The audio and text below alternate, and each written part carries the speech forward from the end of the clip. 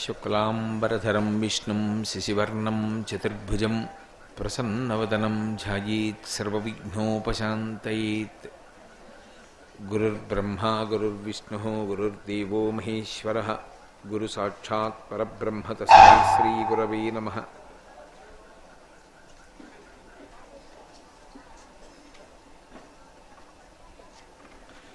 వ్యాసాయ విష్ణురూపాయ వ్యాసరూపాయ విష్ణవే నమో వై బ్రహ్మనిధయే వాసిష్ఠాయ నమో నమః. కూజంతం రామ రామేతి మధురం మధురాక్షరం ఆరుహ్య కవితాశాఖాం వందే వాల్మీకికోకిలం. శ్రుతిస్మృతిపురాణానాం ఆలయం కరుణాలయం నమామి భగవత్పాదశంకరం లోకశంకరం. వాగర్ధావివ సంపృక్తౌ వాగర్ధప్రతిపత్తయే జగతః పితరౌ వందే పార్వతీ పరమేశ్వరౌ. సూక్తిం సమగ్రయతున స్వయమేవ లక్ష్మీః శ్రీరంగరాజమహిషీ మధురైః కటాక్షైః. వైదగ్ధ్యవర్ణగుణకుంభనగౌరవైర్యాం కండూలకర్ణకుహరాः కవయోధయంతి. హైమోద్భపుండ్రమజహన్మకుటం సునాసం మందస్మితం మకరకుండలచారుగండం. బింబాధరం బహుళదీర్ఘకృపాకటాక్షం శ్రీవేంకటేశముఖమాత్మనిసన్నిధత్తాం. విమలపటి కమలకుటి పుస్తకరుద్రాక్షసస్తహస్తపుటి కామాక్షి పక్ష్మలాక్షి కలిత విపంచి విభాసి వైరించి. మనోజవం మరుతతుల్యవేగం జితేంద్రియం బుద్ధిమతాం వరిష్టం. వాతాత్మజం వనరయూధముఖ్యం శ్రీరామదూతం శిరసా నమామి. ఆపదామపహర్తారం దాతారం సర్వసంపదాం లోకాభిరామం శ్రీరామం భూయో భూయో నమామ్యహం. హరి ఓం. పరమేశ్వర స్వరూపైన సభకి నమస్కారం. శ్రీ రఘురామ చారు తులసీదళధామ శమక్షమాది శృంగారగుణాభిరామ. త్రిజగన్నుత శౌర్య రమాలలామ దుర్వార కబంధ రాక్షస విరామ. జగజ్జన కల్మషార్ణవోత్తరకనామ భద్రగిరి దాశరథీ కరుణాపయోనిధి అని గోపరాజు గారు చేసినటువంటి దాశరథీ శతకంలో నిన్నటి రోజున మీతోటి శ్రీ రఘు అనేటటువంటి 2 మాటల గురించి ప్రస్తావించడం జరిగింది. శ్రీ రఘురామ, ఆ రఘువంశంలో జన్మించినటువంటి రామ, వంశకర్తలైనటువంటి వారు మీ వంశంలో ఎందరో జన్మించారు. అటువంటి మహితాత్ములు జన్మించడానికి కారణం వాళ్ళ తండ్రులు చేసినటువంటి అపూర్వమైన భగవత్ సేవ, గురు శుశ్రూష. రఘువు ఎలా జన్మించాడో అలా నువ్వు కూడా ఇక్ష్వాకు వంశంలో జన్మించినటువంటి కారణజన్ముడవు. ఆయనకి రామ అని పేరు పెట్టారు వశిష్ఠ మహర్షి. రామ అన్న మాటకి అనేకమైనటువంటి అర్థాలున్నాయి. ప్రధానమైనటువంటి అర్థం ఏమిటి అంటే, రాముని యొక్క గుణముల చేత లోకులందరూ కూడా సంతోషిస్తూ ఉంటారు. సర్వే జనాః రమంతే గుణైః అస్మిన్ ఇతి రామః అని. ఎవరి గుణముల చేత లోకమంతా కూడా సంతోషపడిపోతూ ఉంటుందో, ఎవరి గుణములు విన్నంత మాత్రం చేత లోకానికి పరవశం కలుగుతుందో, అటువంటి గుణములు కలిగినటువంటి వాడు కాబట్టి ఆయనకి రామ అని పేరు. కాదు, యోగుల యొక్క హృదయముల యందు ఉండి రమింపచేస్తుంటాడు కాబట్టి రాముడు. రమించడానికి కారణమైన వాడు కాబట్టి రాముడు. ఆత్మగా ఉండేవాడు కాబట్టి ఆత్మారాముడు. రామ అన్న ఒక్క నామానికి ఎన్నో అర్థాలు చెప్పారు. ప్రధానంగా లోకానికి సంబంధించినంత వరకు రాముని యొక్క వైశిష్ట్యం ఏమి అంటే, రాముని యొక్క గుణములే. ఆయన యొక్క గుణములను తలుచుకుని పొంగిపోతారు. అసలు రామాయణం ఈ లోకంలోకి రావడానికి కారణం కూడా ఏమిటి అంటే, రామచంద్రమూర్తి యొక్క గుణములే కారణమయ్యాయి. ఒకానొక నాడు వాల్మీకి మహర్షి నారద మహర్షిని అడిగారు, 16 గుణములు సంపూర్ణంగా కలిగినటువంటి మనుష్యుడు ఈ లోకంలో ఈ కాలంలో ఇప్పుడున్నాడా అని అడిగాడు ఆయన. వాల్మీకి మహర్షి అడిగినటువంటి ప్రశ్న అది. కోన్వస్మిన్ సాంప్రతం లోకే గుణవాన్ కశ్చ వీర్యవాన్ ధర్మజ్ఞశ్చ కృతజ్ఞశ్చ సత్యవాక్యో దృఢవ్రతః చారిత్రీణి చ కోయుక్తః సర్వభూతేషు కోహితః విద్వాన్ కః కస్సమర్థశ్చ కశ్చైక ప్రియదర్శన ఆత్మవాన్కో జితక్రోధో ద్యుతిమాన్కో అనసూయక కస్య బిభ్యతి దేవాశ్చ జాతరోషస్య సంయుగే అని అడిగాడు. ఈ 16 గుణములు కలిగినటువంటి వాడెవరు అని. కోన్వస్మిన్ సాంప్రదంలోకే గుణవాన్ కశ్య వీర్యవాన్, వీర్యము కలిగినటువంటి వాడెవరు అన్నది మొదటి ప్రశ్న. వీర్యము అన్న మాటకు అర్థం ఏమిటంటే తాను ఎంత మాత్రమూ భయపడకుండా చెక్కు చెదరకుండా అవతల వాణ్ణి నిగ్రహించగలిగినటువంటి పరాక్రమం ఉన్నవాణ్ణి వీర్యవంతుడు అంటారు. అటువంటి వీర్యమున్నవాడెవరు అని ప్రారంభం చేసి ఎన్నో గుణములు అడిగాడు. సత్యవంతుడెవరు, ఎవరికి కోపం వస్తే దేవతలు కూడా భయపడతారు, ఎవరు మంచి నడవడి కలిగినటువంటి వాడు, ఎవడు సత్యవాది, చారిత్రేణి చకోయుక్త సర్వభూతేషు కోహిత, అన్ని భూతముల యొక్క క్షేమాన్ని ఆకాంక్షించేవాడెవరు. ఇన్ని మంచి గుణములు 16 గుణములు కలిగినటువంటి పరిపూర్ణమైన నరుడు ఈ కాలమునందు ఎక్కడైనా ఉన్నాడా చెప్పవలసింది అని నారద మహర్షి వాల్మీకి మహర్షి చేత అడగబడితే ఆనాడు నారద మహర్షి సంక్షేప రామాయణం చెప్పారు. ఇప్పుడే ఈ కాలంలోనే ఉన్నాడు ఒకడు, ఆయనే రాముడు అని రామకథని చెప్పారు. రాముని యొక్క గుణములను విన్న తరువాత వాల్మీకి మహర్షి శ్రీరామాయణ రచన చేశారు. కాబట్టి రాముని యొక్క గుణములు తలుచుకుని లోకం పొంగిపోతూ ఉంటుంది. తండ్రి మాట వినడము అన్న మాట వచ్చిందనుకోండి, చిన్న పిల్లల దగ్గర నుంచి తల్లులు ఎప్పుడూ చెప్పే కథ తండ్రి మాట వినడం అంటే రామచంద్రమూర్తే, త్యాగం చెయ్యడం అంటే రామచంద్రమూర్తే, రాజ్యానికి ధర్మం నిలబెట్టడం అంటే రామచంద్రమూర్తే, లోకంలో అందరి యొక్క క్షేమం వహించేటట్టుగా పరిపాలన చేసి రామరాజ్యం అంటే రామచంద్రమూర్తే, అందగాడంటే రామచంద్రమూర్తే, అభయంకరుడంటే లోకంలో ఎవరికైనా రక్షణ కల్పించాలంటే రామచంద్రమూర్తే, అసూయ లేనివాడంటే రాముడే, శీలవంతుడంటే రాముడే, ఏకపత్నీవ్రతుడంటే రాముడే, గురు శుశ్రూషా పరాయణుడంటే రాముడే, పూర్వభాషీచరాగవ, ఎవరినైనా పెద్దలు కనపడినప్పుడు ముందు పలకరించేటటువంటి లక్షణం ఉన్నవాడంటే రాముడే.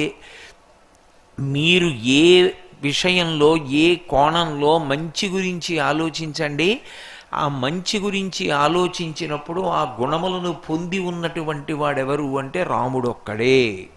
అందుకే అసలు నేను మీతో ఒక సత్యం చెప్పవలసి వస్తే ప్రపంచ వాంగ్మయం మొత్తం మీద రాముడి లాంటి వ్యక్తి ఇక లేడు. నరుడిగా పుట్టి నరుడిగా పెరిగి నరుడిగా అవతార పరిసమాప్తి చేసినటువంటి రామచంద్రమూర్తి లాంటి వ్యక్తి ప్రపంచ వాంగ్మయం మొత్తం మీద ఇక మీకు కనపడడం. అంతటి మహానుభావుడు రామచంద్రమూర్తి అంటే. అసలు మీరు ఏ కోణంలో తీసుకోండి, ఎక్కడ ఏది మీకు అనుమానం రానివ్వండి, శ్రీరామాయణం చదువుకుంటే రాముడు ఏం చేశాడు అని ఆలోచించి రాముడు ఇలా చేశాడు మీరు అలా చేసేయచ్చు. రాముడు అనుభవించని కష్టం లేదు, రాముడు ఆచరించని ధర్మం లేదు.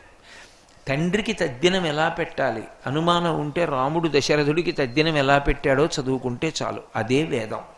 రామాయణము వేదోపబృంహణము. రాముడు ఏం చేశాడో ఆలోచించి అలా చేస్తే చాలు.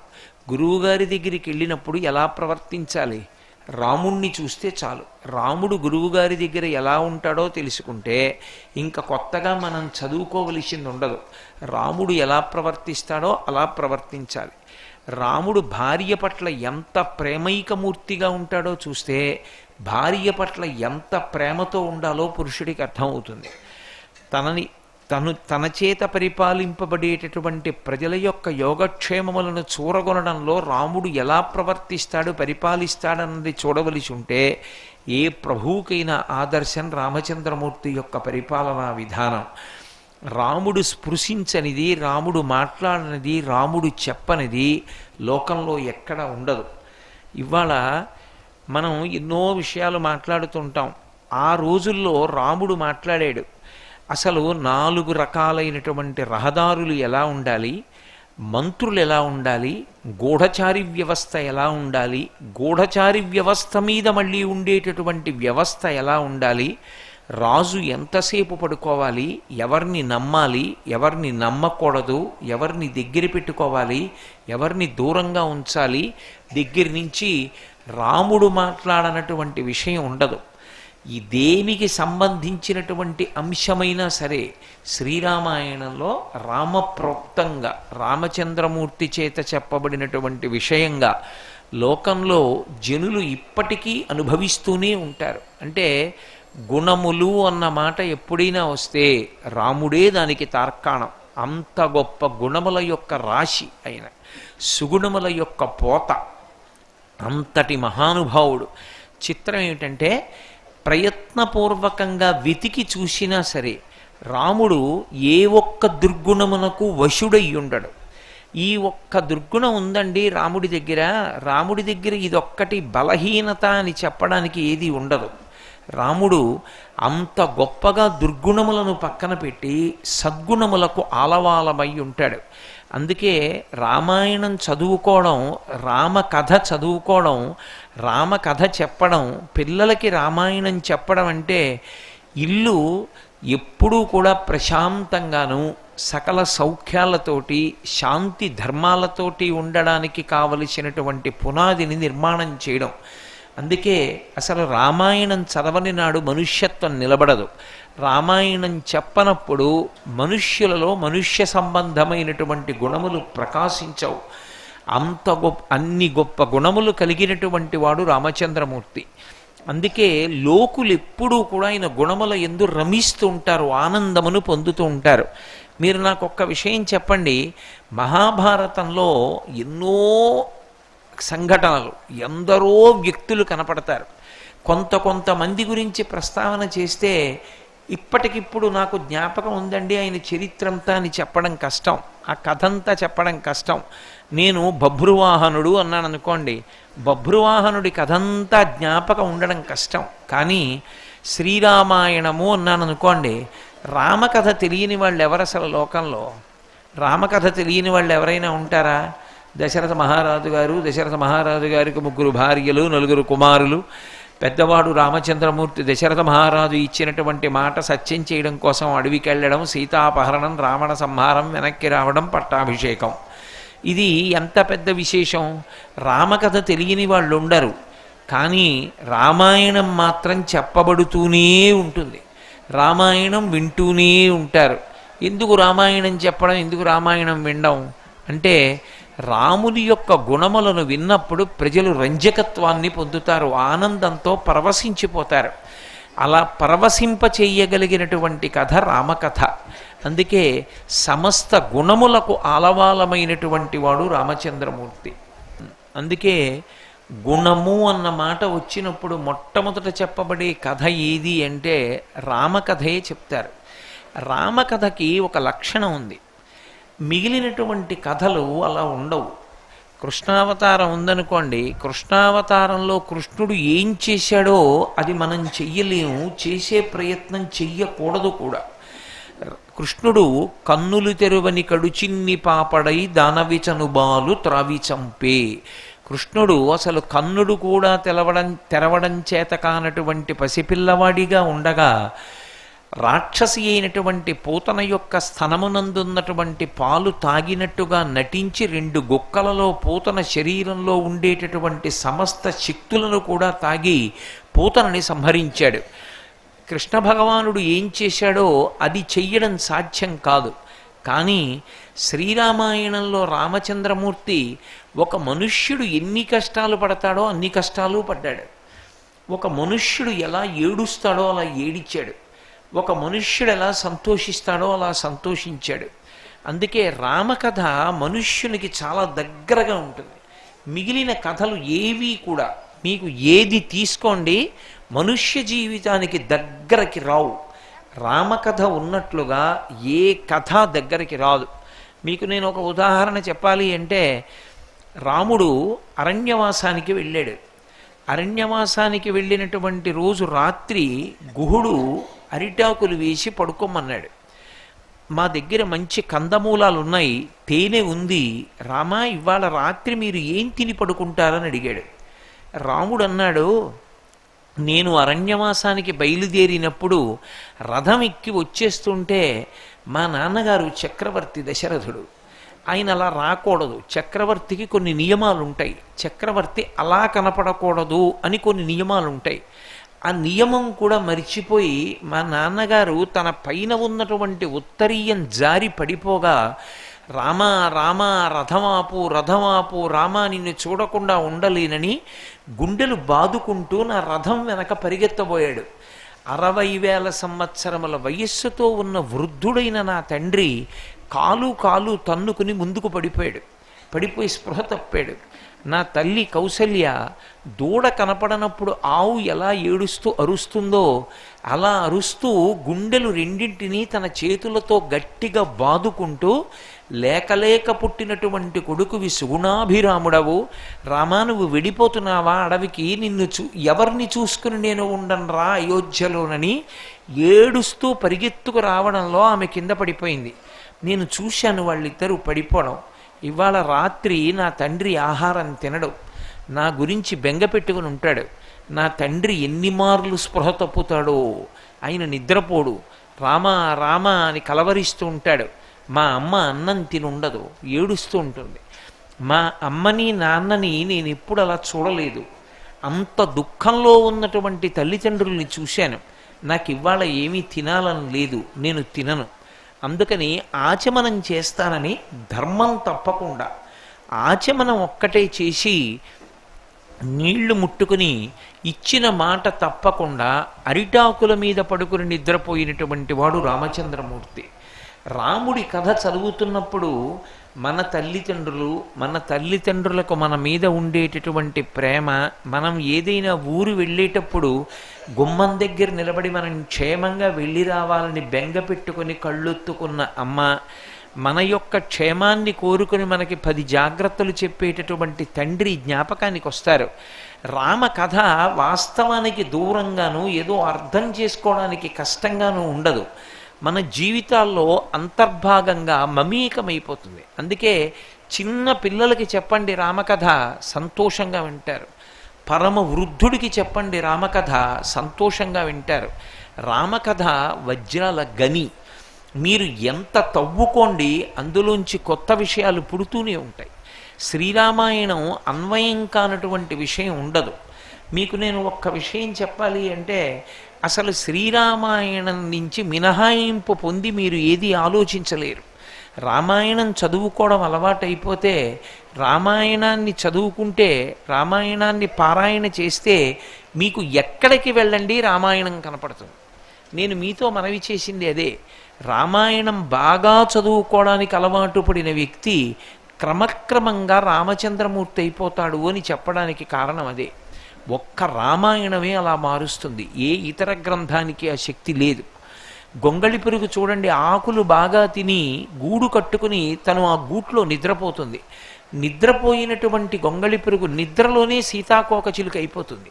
అలాగే రామాయణం చదవగా చదవగా చదవగా, రామనామం పలకగా పలకగా, రామనామం వ్రాయగా వ్రాయగా నిద్రపోతున్న గొంగళి పురుగు సీతాకోకచిలుకైపోయినట్టే.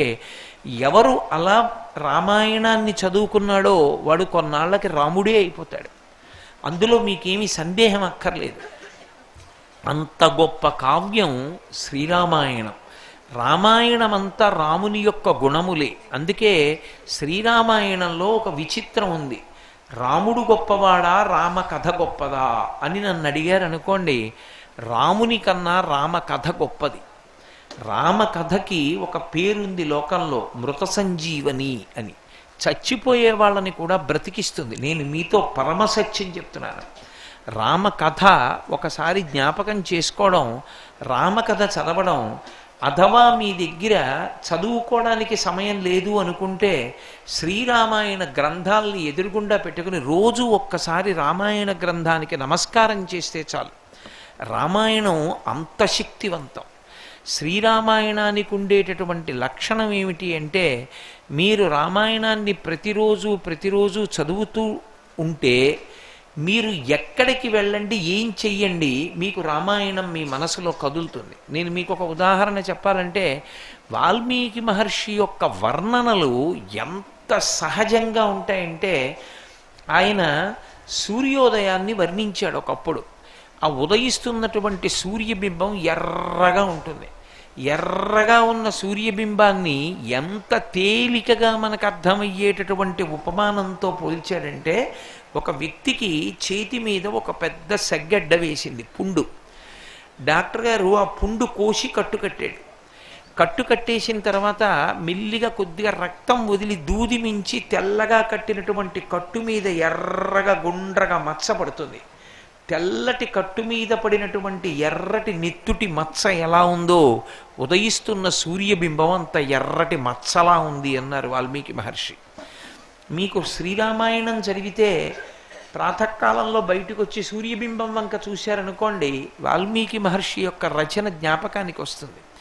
రాముడు తటస్థపడనటువంటి విషయం ఉండదు. రాముడు సుగుణాలకి అలవాలము. అందుకే రామకథ చదవగా చదవగా, రామాయణం చెప్పగా చెప్పగా మీకే ఒక పరిశీలన వస్తుంది.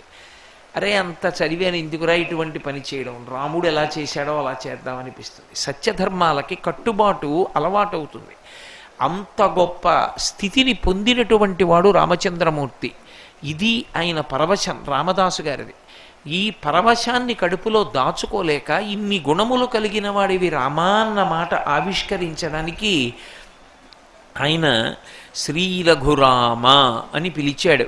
ఆ రఘువు యొక్క కథ చెప్పుకుంటున్నప్పుడు వంశకర్త అయిన వాడు కనుక ఎంత పారవస్యాన్ని పొందుతామో, రామ మీ కథ చెప్పుకుంటున్నప్పుడు అంత పారవస్యాన్ని పొందుతాం, అంత సంతోషాన్ని పొందుతాం. కాబట్టి శ్రీ రఘురామ చారు తులసీదళ దామ. ధామ అనకూడదు, దా కింద ఒత్తేసి చెప్పకూడదు, దామ అంతే. ఎందుకంటే కొన్ని అక్షరాలను ఉచ్చరించేటప్పుడు జాగ్రత్తగా ఉచ్చరించాలి. దామ అంతే. చారు తులసీదళ దామ. ఇది చాలా గంభీరమైనటువంటి మాటని ప్రయోగించారు రామదాసు గారు. చారు అంటే తెలుగులో చారు అనేటటువంటిది అన్నం తినేటప్పుడు వండుకునేటటువంటి ఒకానొక పదార్థం. అది కాదు, చారు సంస్కృతంలో మాటని వాడారు. చారు అన్న మాటకి ఏమిటంటే అందగించుట అని, చాలా అందముగా ఉండుట అని. తులసీదళ అంటే తులసి దళముగా ఉంటుంది. దళము అంటే 3 ఆకులు కలిగినది అని అర్థం. 3 ఆకులు కలిగినటువంటివి కొన్ని ఉంటాయి లోకంలో, వాటిని దళములు అని పిలుస్తారు. మారేడు దళం, తులసి దళం 3 ఆకులతో ఉంటుంది. ఈయన ఉండి 3 ఆకులు ఉంటాయి, దాన్ని దళం అంటారు. చారు తులసీదళ దామ.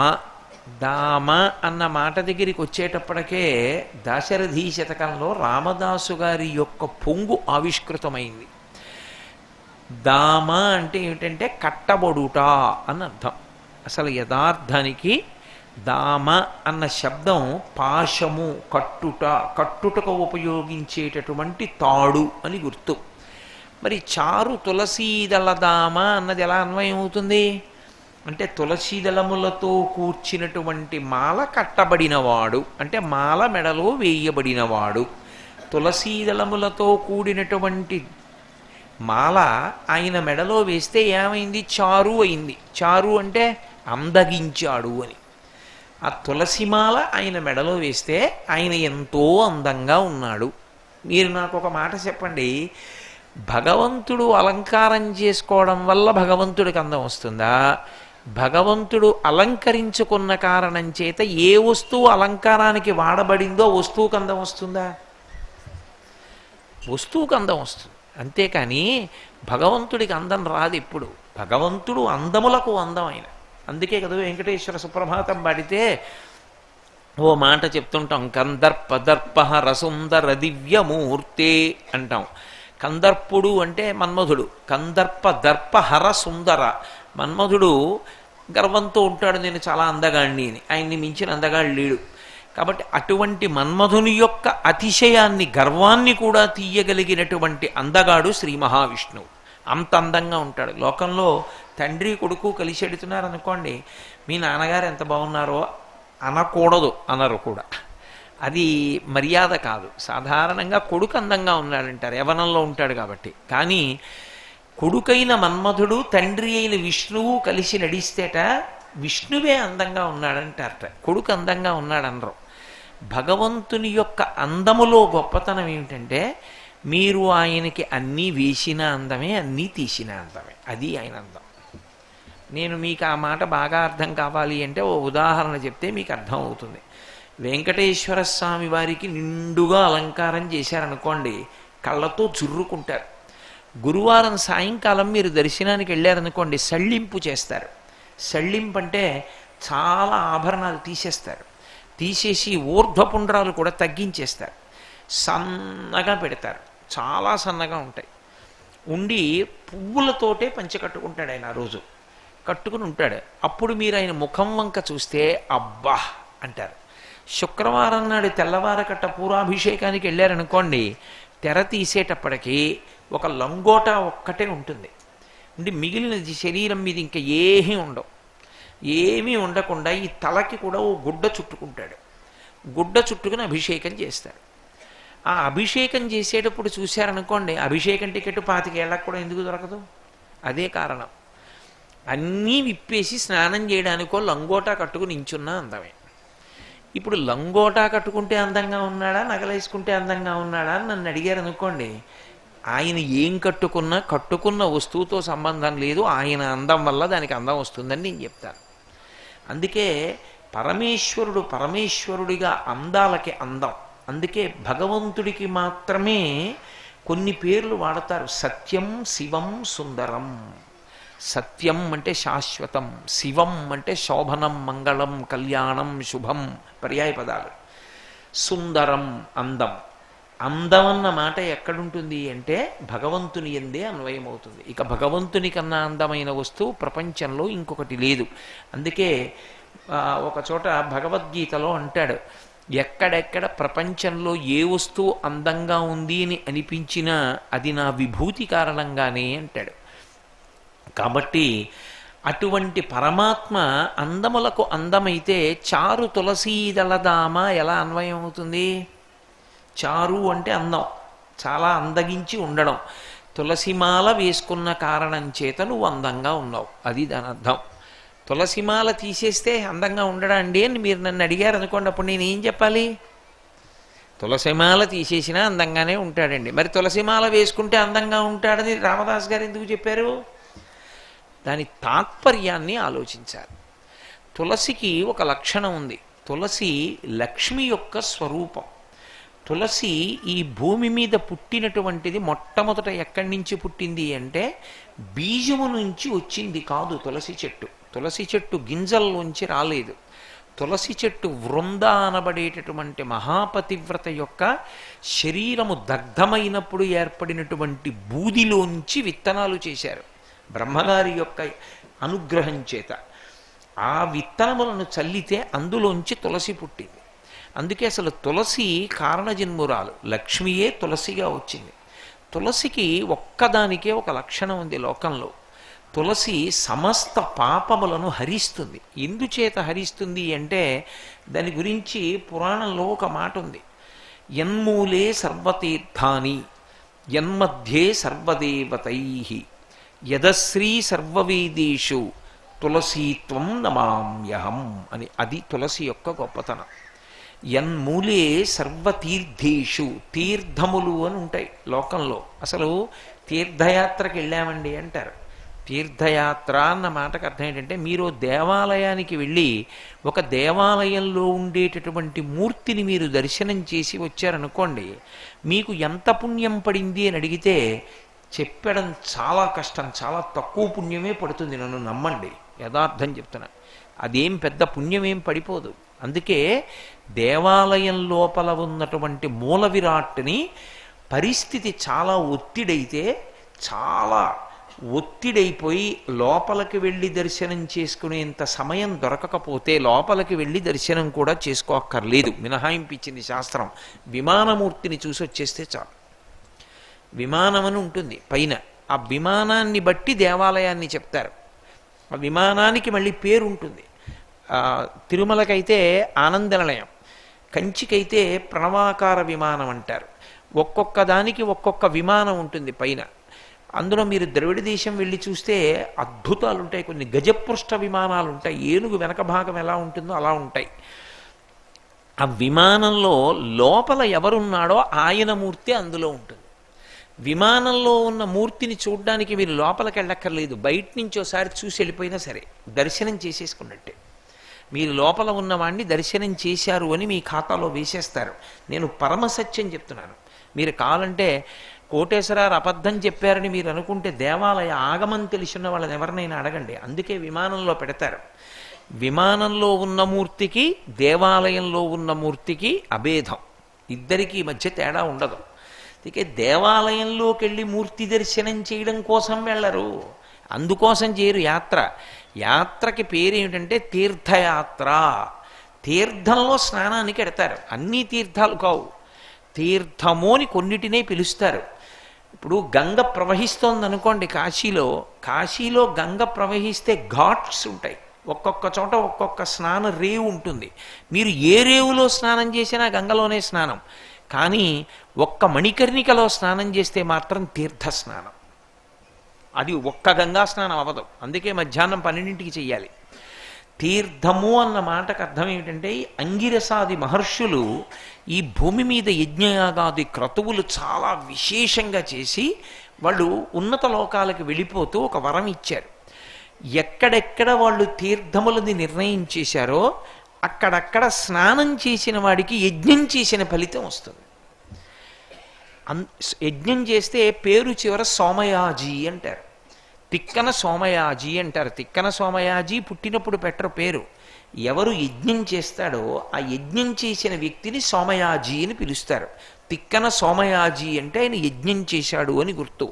ఒక యజ్ఞం చెయ్యడం అంటే అపారమైనటువంటి పుణ్యం. అదంత తేలిక విషయం కాదు. నిజంగా శాస్త్రంలో చెప్పినట్టుగా యజ్ఞం చెయ్యాలి అంటే కొన్ని లక్షల రూపాయలు ఖర్చు పెట్టాలి. అక్కడతో సరిపోదు. మీరు ఎంత జాగ్రత్తలో తీసుకోవలసి ఉంటుంది. యజ్ఞ దీక్షా స్వీకారం చెయ్యాలి. దీక్షా స్వీకారం చేసి ఎక్కడ యజ్ఞం జరుగుతోందో అక్కడే ఉండిపోవాలి. పక్కన శాల వేసుకొని అందులో ఉంటారు. ఇంటికి వెళ్ళకూడదు యజ్ఞం జరిగేటప్పుడు. దీక్ష అన్నమాట ఒక యజ్ఞానికే అన్వయం. ఇప్పుడు అందరూ దీక్ష అని అన్నిటికీ దీక్ష అంటున్నారు, కానీ వేదంలో దీక్ష అన్నమాట అన్నిటికీ అన్వయం అవ్వదు. దీక్ష అన్నమాట ఒక యజ్ఞానికే అన్వయం అవుతుంది. యజ్ఞ దీక్ష. మొన్న మీతో చెప్పారు కదా, మంగళ వాయిద్యాలతో వెడతాడు యజ్ఞశాలలోకి. మళ్ళీ ఎప్పుడు వెళ్ళాలి వెనక్కి అంటే అవబృధ స్నానం అని చేయిస్తారు. ప్రధాన కలశం ఉంటుంది. ఆ ప్రధాన కలశలో ఉన్నటువంటి నీళ్లని ఎవరు యజ్ఞం చేశారో ఆ దంపతుల్ని కూర్చోపెట్టి పోస్తారు. ఎవరు అవబృధ స్నానం చేశారో వాళ్ళు సభలోకి వస్తే 6 నెలల పాటు అటువంటి వాళ్ళు వచ్చినప్పుడు లేచి నించోవాలి. వాళ్ళ జుత్తు పట్టుకోకూడదు. అలా పట్టుకున్నందుకే కౌరవులు నశించిపోయారు. ద్రౌపదీదేవి జుత్తు పట్టుకున్నందుకు. రాజసూయాగంలో ఆవిడ అవబృధ స్నానం చేసింది. ఆ అవబృధ స్నానంతో సమానమై అంత గొప్ప స్నానం ఎప్పుడవుతుంది అంటే తీర్థమునందు గ్రుంకులిడినప్పుడు. తీర్థంలో స్నానం చేయాలి. తీర్థంలో స్నానానికి వెళ్ళారనుకోండి, మీ ఇష్టం వచ్చినట్టు స్నానం చేస్తే తీర్థస్నానం అవ్వదు. మళ్ళీ తీర్థస్నానం చేసేటప్పుడు కొన్ని నియమాలు పాటించాలి. ఆ నియమ పాలన. ఇప్పుడు ఒక యజ్ఞం చేయడం అంత కష్టం అండి. మీరు 3 నెలలు ఎక్కడో ఉండి చెయ్యాలి. దానికి మినహాయింపు ఒక తీర్థస్నానం. ఆ తీర్థస్నానానికి కూడా నియమం పాటించడంటే కుదరదు, పాటించి తీరవలసిందే.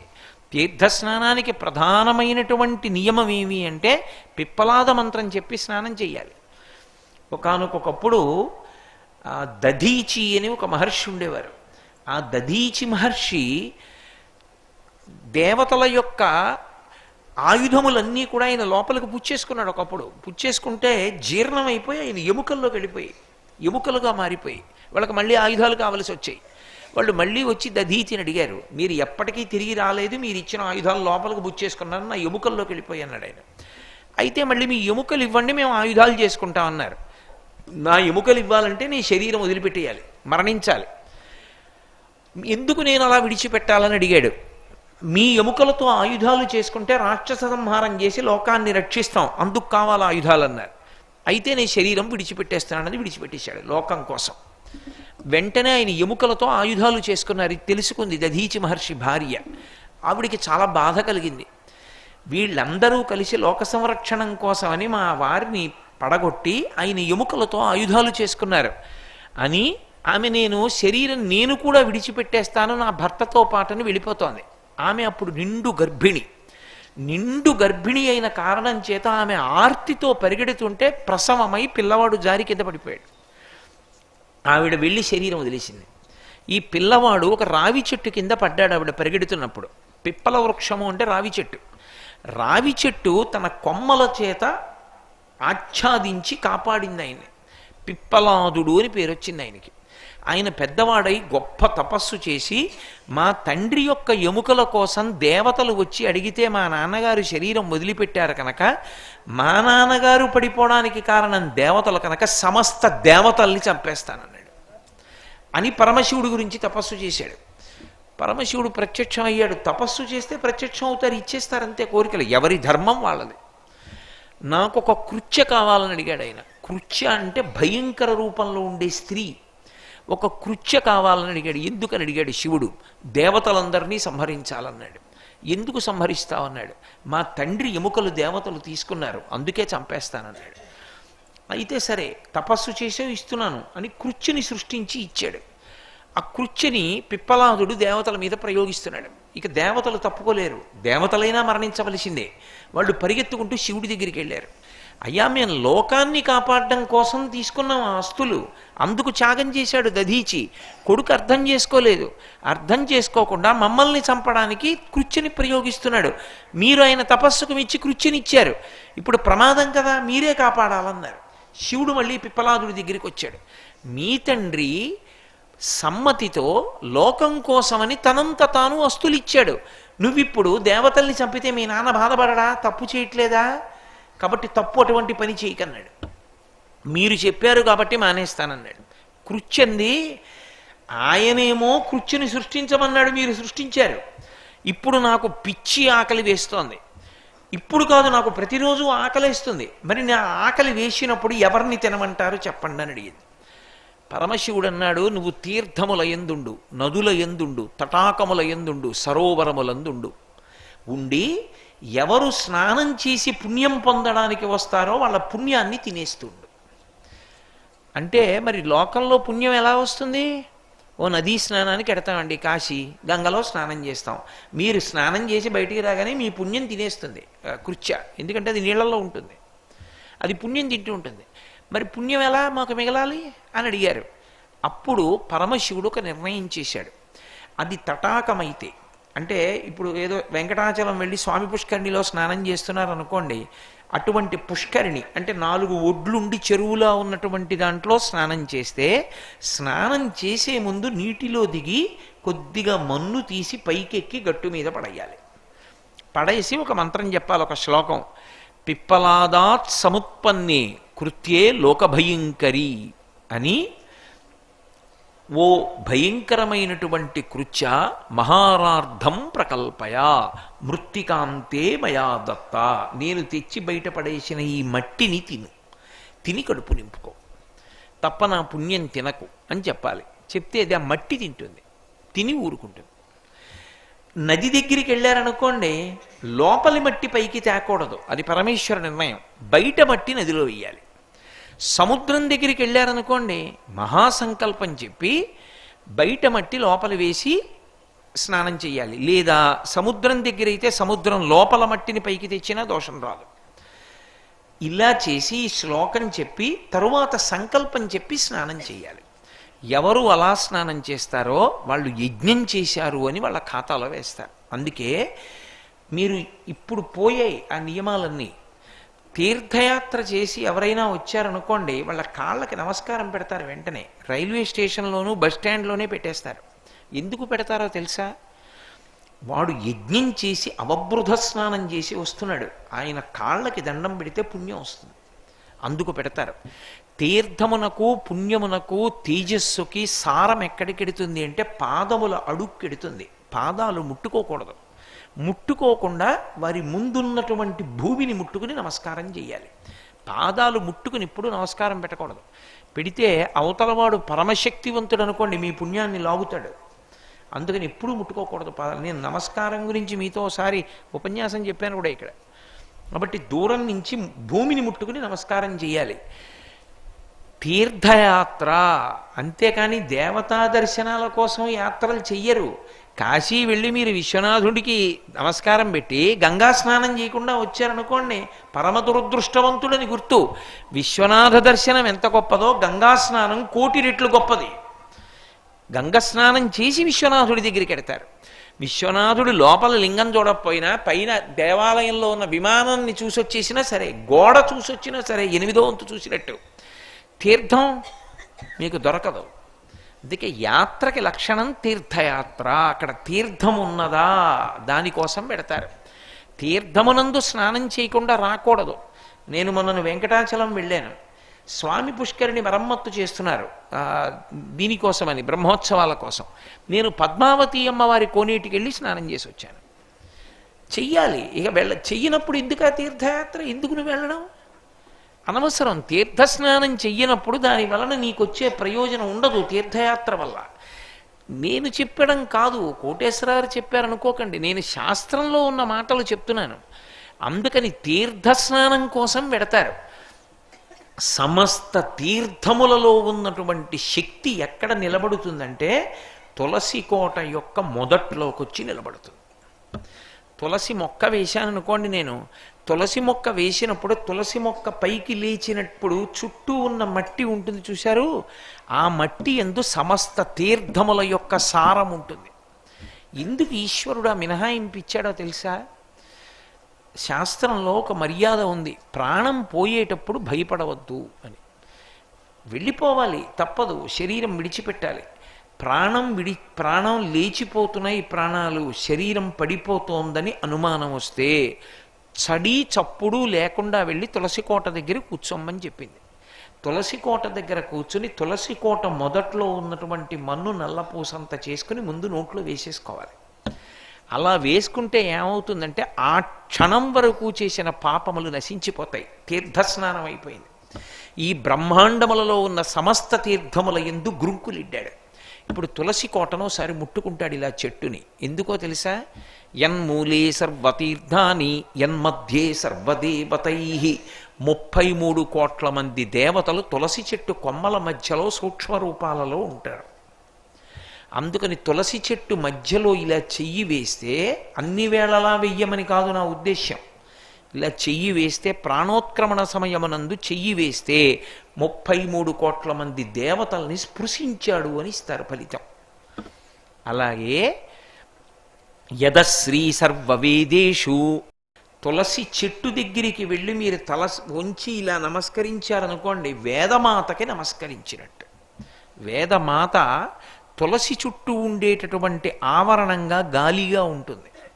కాబట్టి తులసీ త్వం నమామ్యహం, అటువంటి ఓ తులసి నీకు నమస్కరించుచున్నాను. తులసి లక్ష్మీదేవి యొక్క మారు రూపు. కదులుతూ లక్ష్మీదేవిని చూడాలి అంటే తులసి చెట్టునే చూడాలి. అందుకే తులసికి ఉండే లక్షణం ఏమిటంటే అలక్ష్మీ స్వరూపాన్ని లోపలికి రానివ్వదు. అలక్ష్మి అంటే లక్ష్మిని బయటికి వెళ్ళిపోయేటట్టుగా చేస్తాయి. లక్ష్మిని బయటికి వెళ్ళిపోయేటట్టుగా చేసేవేవి?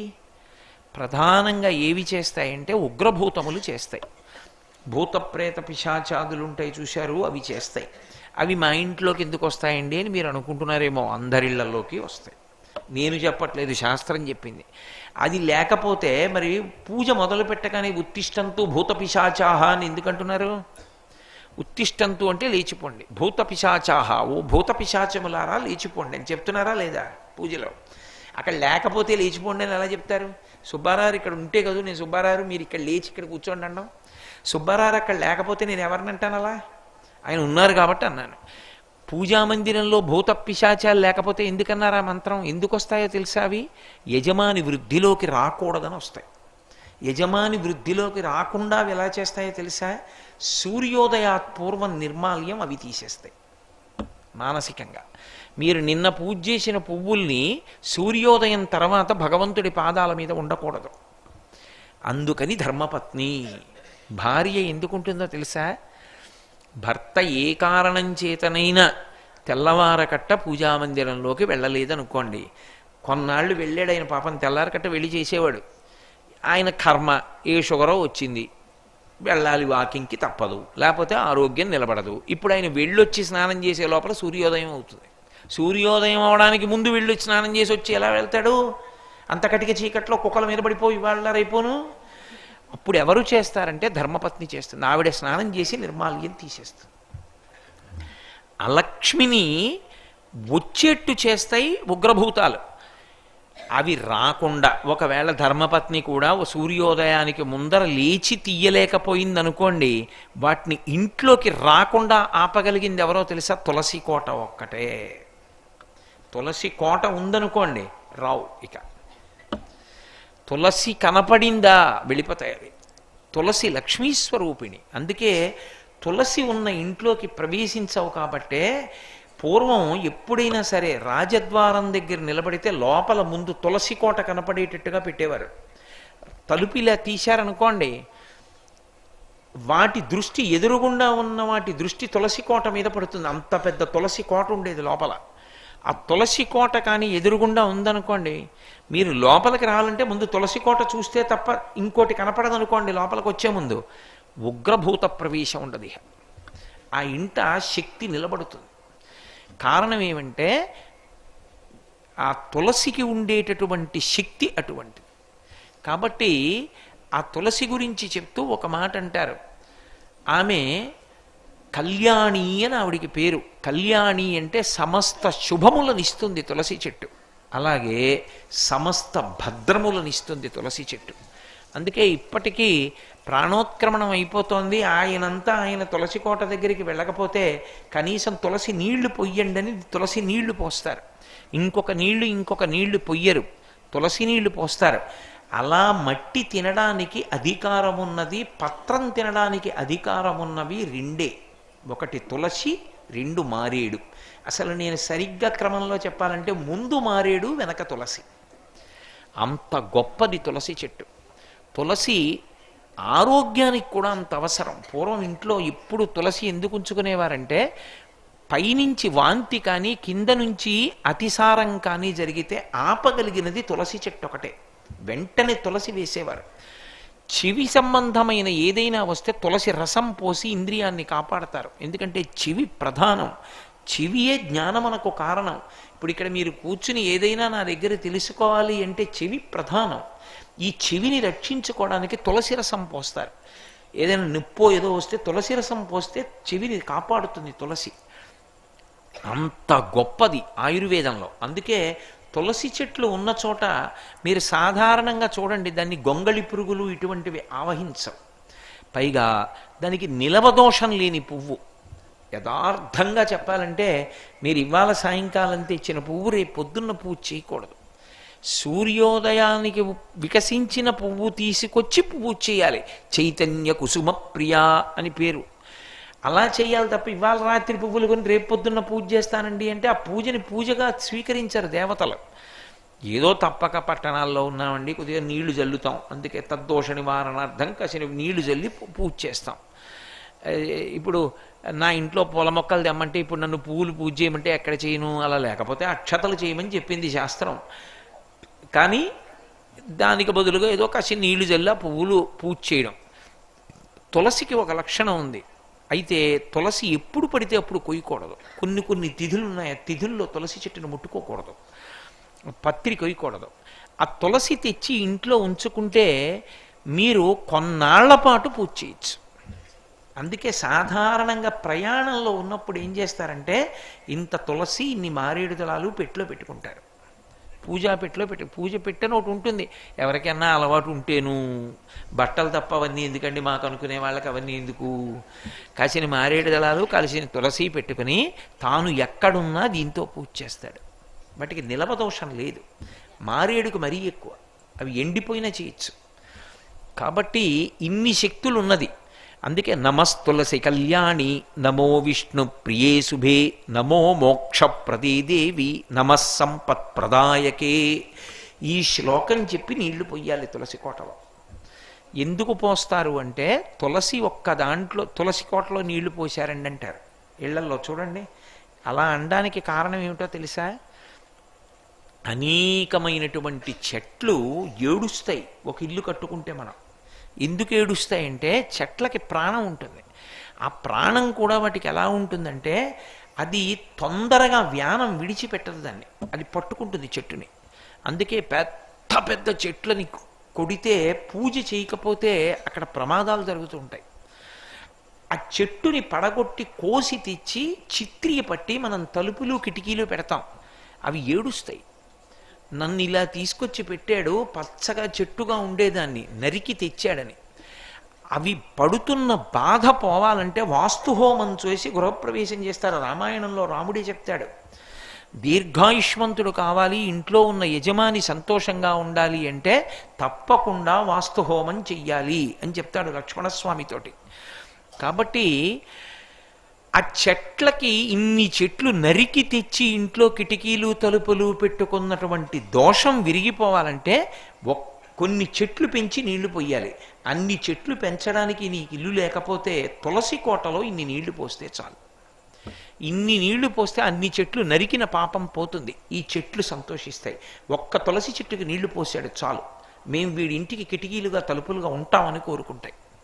అందుకే తులసికి నీళ్లు పొయ్యాలి. ఇళ్లల్లో తులసి కోట ఉంచుకుని తప్పకుండా నీళ్లు పోస్తూ ఉంటారు. నమస్తులసి కళ్యాణి, ఆమె కళ్యాణి, సమస్తమైనటువంటి మంగళములకు కారణము. నమో విష్ణు ప్రియే శుభే, ఆమె విష్ణువుకి ప్రియపత్ని. లక్ష్మియే తులసిగా ఉంటుంది లోకంలో, లక్ష్మీదేవి అంశ. అందుకే బ్రహ్మగారు వరం ఇచ్చాడు. సరే, జలంధరోపాఖ్యానానికి ముందు తులసి యొక్క వృత్తాంతంలో ఆయన ఇచ్చిన వరాలలో ఉంది నువ్వు లక్ష్మీ స్వరూపిణివి అని. కాబట్టి నమస్తులసి కళ్యాణి, నమో విష్ణు ప్రియే శుభే, నమో మోక్ష ప్రదీదేవి. ఆ తులసి కోట మోక్షాన్ని ఇస్తుంది. ఎందుకు ఇస్తుంది నేను ఇందాక మీతో చెప్పా. ఇవ్వడానికి కారణం ఏమిటంటే తీర్థములన్నీ దాని మొదట్లోకి వచ్చి నిలబడతాయి. ఎందుకు వస్తాయో తెలుసా? ఒక ఆయనకి చిన్నతనంలో భక్తి వచ్చిందండి. ఆయన తీర్థాలకు వెళ్ళాడు, పుణ్యక్షేత్రాలకు వెళ్ళాడు, స్నానం చేశాడు. ఒక ఆయన సరి అయిన మార్గంలో నడవలేదు, కానీ వయసు ఉడిగిపోయిన తర్వాత తెలుసుకున్నాడు. అరే రే, తీర్థం ఎంత గొప్పదిరా, ఎప్పుడు చేయలేదు నేను తీర్థస్నానం, పాడు చేసుకున్నాను రా అని బాధపడ్డాడు. ఇప్పుడు ఎలా మళ్ళీ కిందకి వెళ్ళగలడా? ఓపిక వస్తుందా? వెళ్ళి స్నానాలు చేయగలడా? చేయలేడు. ఆయన ఆర్తి తీర్చడానికే తీర్థములన్నీ తులసి కోట మొదట్లో ఉంటాయి. ఇప్పుడు ఆ నీళ్లలో, తులసిలో నీళ్లు పోస్తే ఆ మొదట ఉన్న మట్టి అందులోకి వస్తుందా? ఆ నీళ్లలో వేళ్ళు పెట్టి ఇలా అనుకున్నాడు అనుకోండి, సమస్త తీర్థస్నానం చేసినట్టే. అందుకే అంత గొప్పగా శాస్త్రం కిందకి దిగొచ్చింది, అనుగ్రహించారు దేవతలు. తులసి కోట ద్వారా అనుగ్రహించారు, తులసి మొక్క ద్వారా అనుగ్రహించారు. ఆ తులసి లక్ష్మీస్వరూపం కనుక శ్రీ మహావిష్ణువు అత్యంత ప్రీతి. అయితే ప్రీతి అన్న మాటలో మీరు ఒకటి అర్థం చేసుకోవాలి. ఆయనకి తులసి అంటే ఇష్టం, రావంటే ఇష్టం లేదు, అలా ఉండదు. ఒకటి ఇష్టం అంటే ఒకటి ఇష్టం లేదనేనా కదా దాని అర్థం. నాకు జంతికలంటే ఇష్టం అండి అన్నాను అనుకోండి, నాకు ఇష్టం లేనిది కూడా ఒకటి ఉందనేనా దాని అర్థం. మీకేమి ఇష్టం అండి అని అడిగారు అనుకోండి, నేను నవ్వి నాకు ఇష్టం కాంది లేదండి అన్నాను అనుకోండి, అన్నీ ఇష్టం అని అర్థం కాదు. విష్ణువుకి తులసి అంటే ఇష్టం అని నేను అన్నాను అనుకోండి, అంటే ఇష్టం లేనిది ఏదో ఉందనేనా అర్థం. ఓటి ఇష్టం లేనివాడు విష్ణువు ఎందుకు అవుతాడు? పరమేశ్వరుడు ఎలా అవుతాడు? ఆయనకి ఇష్టం కాదు తులసి. తులసి మన అదృష్టం. ఎందుకో తెలుసా? లక్ష్మిని నారాయణునితో చేర్చడం కళ్యాణము ద్వారానే సాధ్యం. లక్ష్మిని నారాయణుడి పక్కకి చేర్చాలనుకోండి, ఎలా?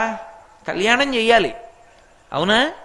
లక్ష్మీనారాయణ కళ్యాణం చేస్తే లక్ష్మిని నారాయణుడి పక్కకి సమంత్రకంగా చేరుస్తారు. జీవుడు బ్రహ్మముతో ఐక్యము పొందినట్టు. కళ్యాణం వేరు, వివాహం వేరు. చాలామందికి వచ్చేటటువంటి పనికిమాలిన సందేహం ఏమిటంటే, భగవంతుడికి ఎందుకంటే అన్ని పెళ్ళిళ్ళు అంటుంటారు. అది పెళ్ళి కాదది, అది కళ్యాణము. నేను పెళ్లి చేసుకున్నప్పుడు నా శుభలేఖ మీద కళ్యాణ శుభలేఖ అని వేసుకోకూడదు, అది వివాహ శుభలేఖ. నేను ఎత్తుకున్నది వివాహము. వివాహము అంటే విశిష్టమైనటువంటి పరమేశ్వరుణ్ణి పొందడానికి నేను ఆశ్రమం మారాను, బ్రహ్మచర్యం నుంచి గృహస్థాశ్రమంలోకి వెడుతున్నాను. అందుకని అది వివాహం. పరమేశ్వరుడిది వివాహం కాదు, కళ్యాణం. కళ్యాణం కాబట్టే అమ్మవారి వైపు నుంచి చెప్పాలి తప్ప అయ్యవారి వైపు నుంచి చెప్పకూడదు కళ్యాణాన్ని. ఎప్పుడు రామ కళ్యాణం చేస్తున్నామండి అనరు, సీతా కళ్యాణం చేస్తున్నామంటారు. నేను మొన్న మీతో అన్నాను కదా, శ్రీ. అందుకే అమ్మవారితో ఉన్న స్వామిని ఉపాసన చేయాలి.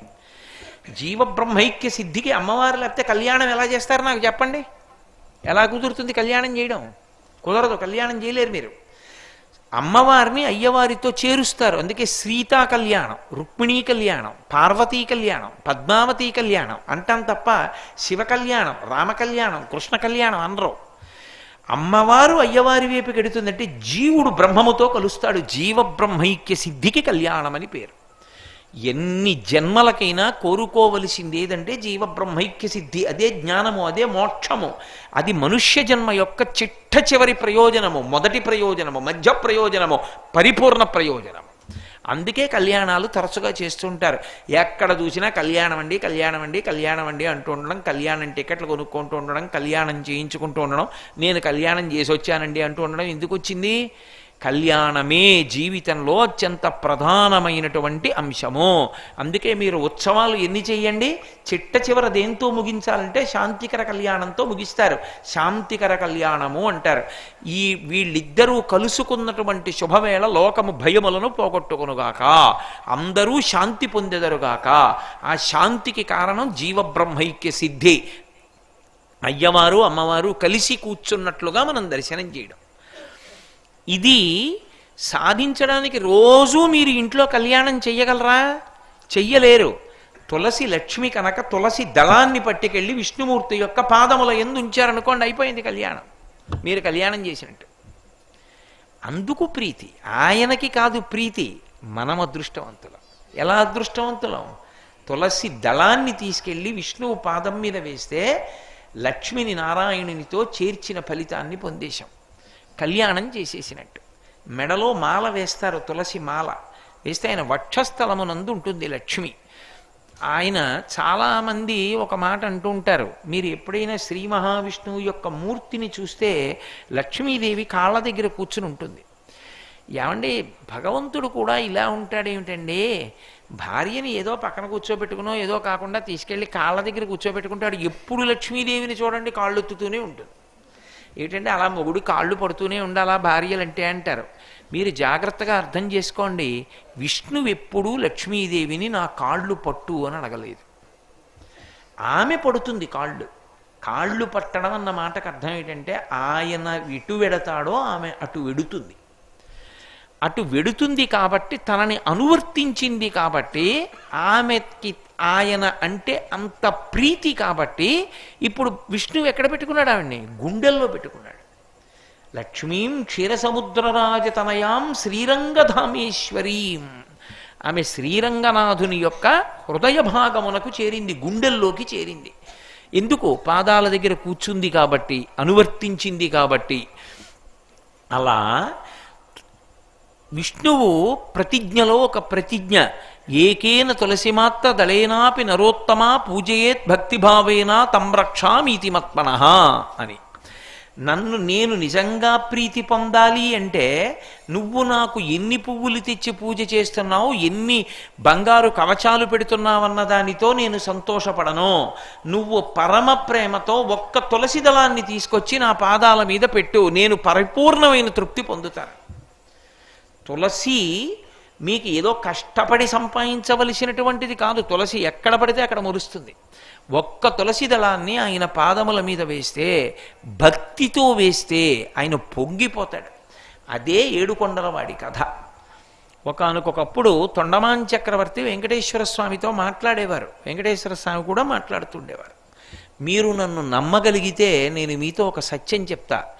వెంకటేశ్వర స్వామి ఇప్పటికీ వింటారన్నీ. అన్నీ తెలుసు ఆయనకి, అన్నీ తెలుసు. ఎవరిని కొండ మీదకి రానివ్వాలో తెలుసు, ఎవరిని రానివ్వకూడదో తెలుసు. ఎవరు తనకి పరమభక్తుడో తెలుసు, ఎవరు భక్తుడు కాడో తెలుసు. నేను మీకు ఇంకా సత్యం చెప్పాలంటే, ఆయనకి అభిషేకం చేసి స్నానం చేశాక ఇప్పటికీ చెమట పడుతుంది. ఆ చెమట తుడుస్తారు బట్టతోటి. ఆ తుడిచిన బట్ట వాసన చూస్తే సువాసనలు వస్తాయి. మొన్ననే నేను వెంకటాచలం వెళ్ళినప్పుడు ఆయన ఒళ్ళు తుడిచిన బట్ట కళ్ళజోడు తీసేయమని నా కళ్ళ మీద పెట్టారు. పెడితే నాకు 1.5 గంట సేపు చల్లతనం వదలలేదు కళ్ళని పట్టుకుని. అంత సువాసనలు వస్తుంది. దివ్యమూర్తి. ఇప్పటికీ ఆరాధన చేసే పెద్దలను అడగండి, వెంకటేశ్వర స్వామి వారిని ముట్టుకున్నప్పుడు పసిపిల్లవాడి శరీరం ముట్టుకున్నంత మెత్తగా తగులుతూ ఉంటుంది అని చెప్తారు. అది విగ్రహం కాదు. నకృతం దైవ సంఘైశ్చ నకృతం విశ్వకర్మణ స్వేచ్ఛయా క్రీడతే తత్ర ఇచ్ఛారూపం విరాజిత. మహానుభావుడైన ఆయన మాట్లాడాడు చాలా కాలం. తొండమాన్ చక్రవర్తితో మాట్లాడేవాడు. ఒకప్పుడు తొండమాన్ చక్రవర్తి వచ్చి అహంకారం ప్రదర్శించాడు. నేను రోజు బంగారు తులసి దళాలతో పూజ చేస్తానన్నాడు. మరునాడు వెళ్ళాడు. వెళ్ళేటప్పటికి ఆయన కాళ్ళ మీద బంగారు తులసి దళాలు లేవు, పక్కకి వెళ్ళిపోయి మట్టి తులసి దళాలు ఉన్నాయి. తెల్లబోయి అడిగాడు, ఇదేమిటి నేను బంగారు తులసి దళాలతో పూజ చేస్తే పక్కకి తోసేసి బంకమట్టి తులసి దళాలు నీ పాదాల మీద ఉన్నాయన్నాడు. నువ్వు చేసిన పూజ ఏ పూజ? నేను బంగారు తులసి దళాలతో చేస్తున్నానని అహంకారంతో చేశావు, పక్కకి తోసేశాను. అంటే మరి బంకమట్టితో ఎవరు చేశారన్నాడు.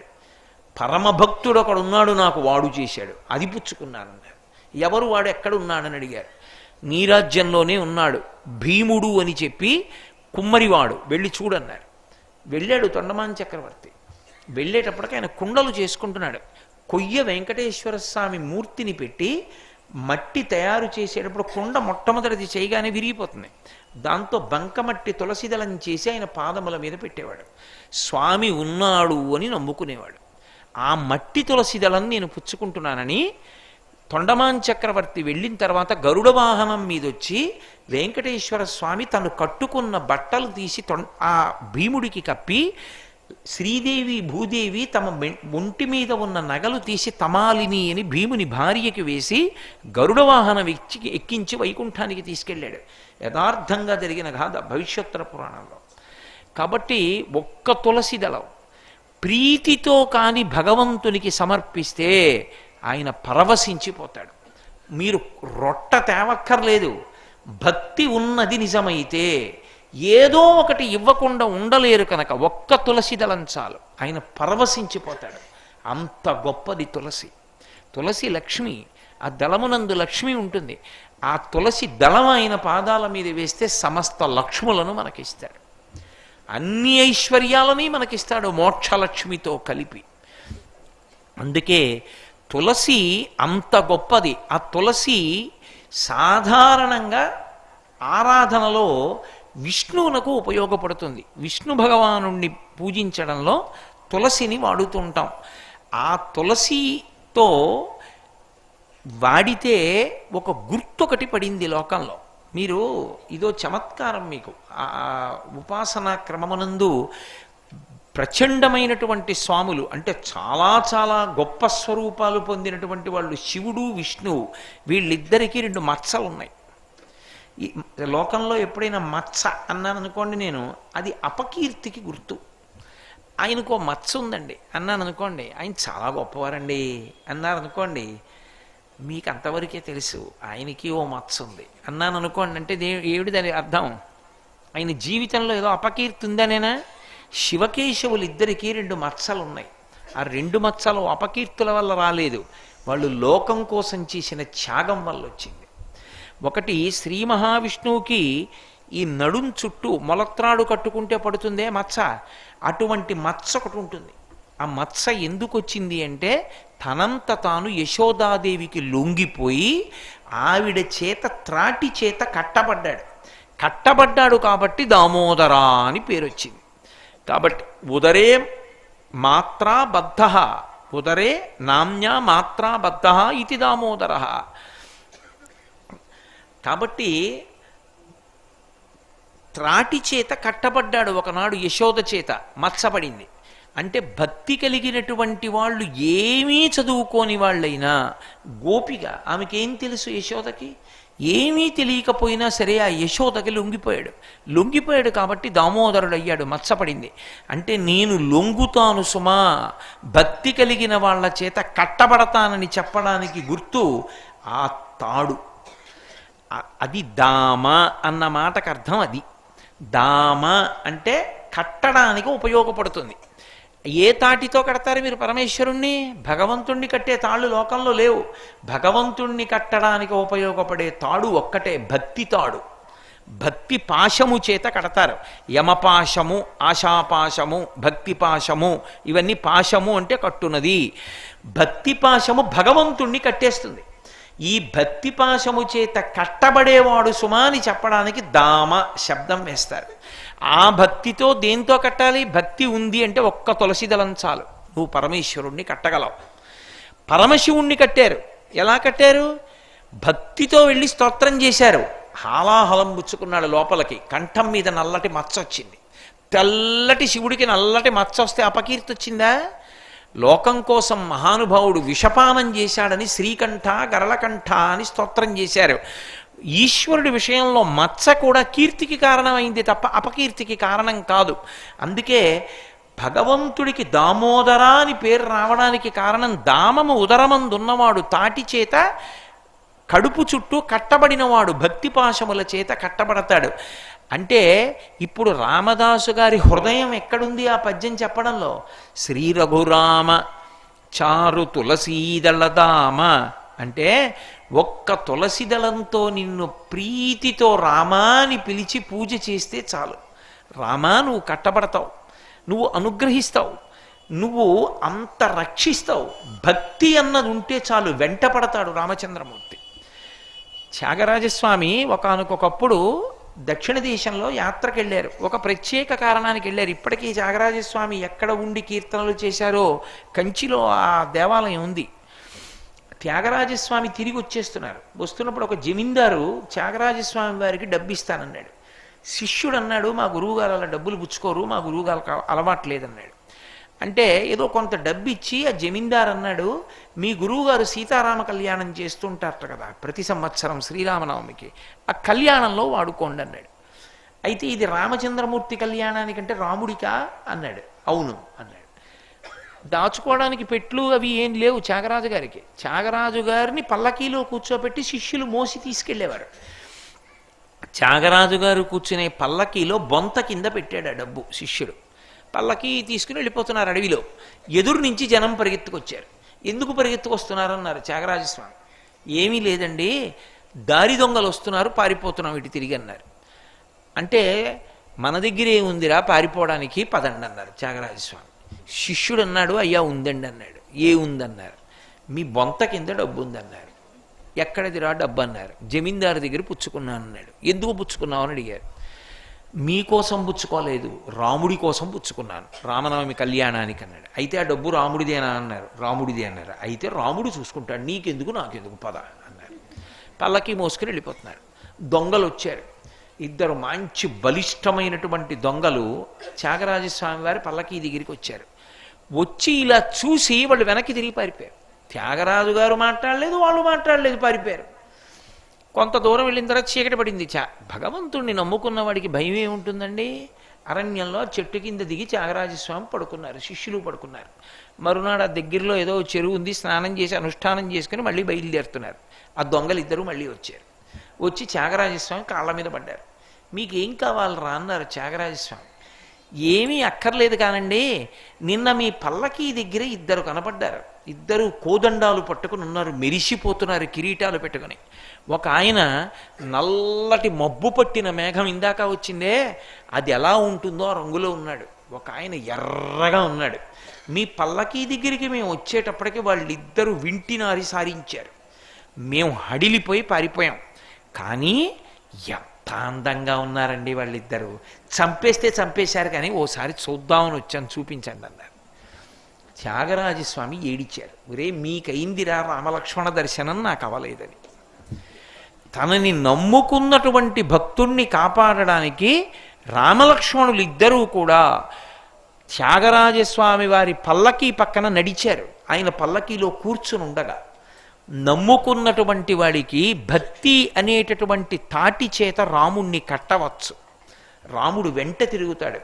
నా ఇంట ఆవు దూడని నేను తాడు పట్టుకుంటే నా వెనక వచ్చినట్టు భక్తి అన్నది ఉంటే వాడి వెంట రాముడు నడుస్తూ ఉంటాడు. కాబట్టి తులసి చేత కట్టబడినవాడు అన్నప్పుడు చారు శబ్దం. ఎందుకంటే ఇంత భక్తికి లొంగిపోయేటటువంటి వాడివా రామా, ఇంత గొప్పవాడివై భక్తి ఉంటే చాలు లొంగిపోతావా, వెంట తిరుగుతావా? అందుకని చారు తులసీ దళదామా. ఒక్క త్యాగరాజు గారికే కాదు, ఒకానొకప్పుడు తులసీదాస్ గారు చిన్న కుటీరం ఉండేది. ఆ కుటీరంలో పడుకుని నిద్రపోతున్నారు.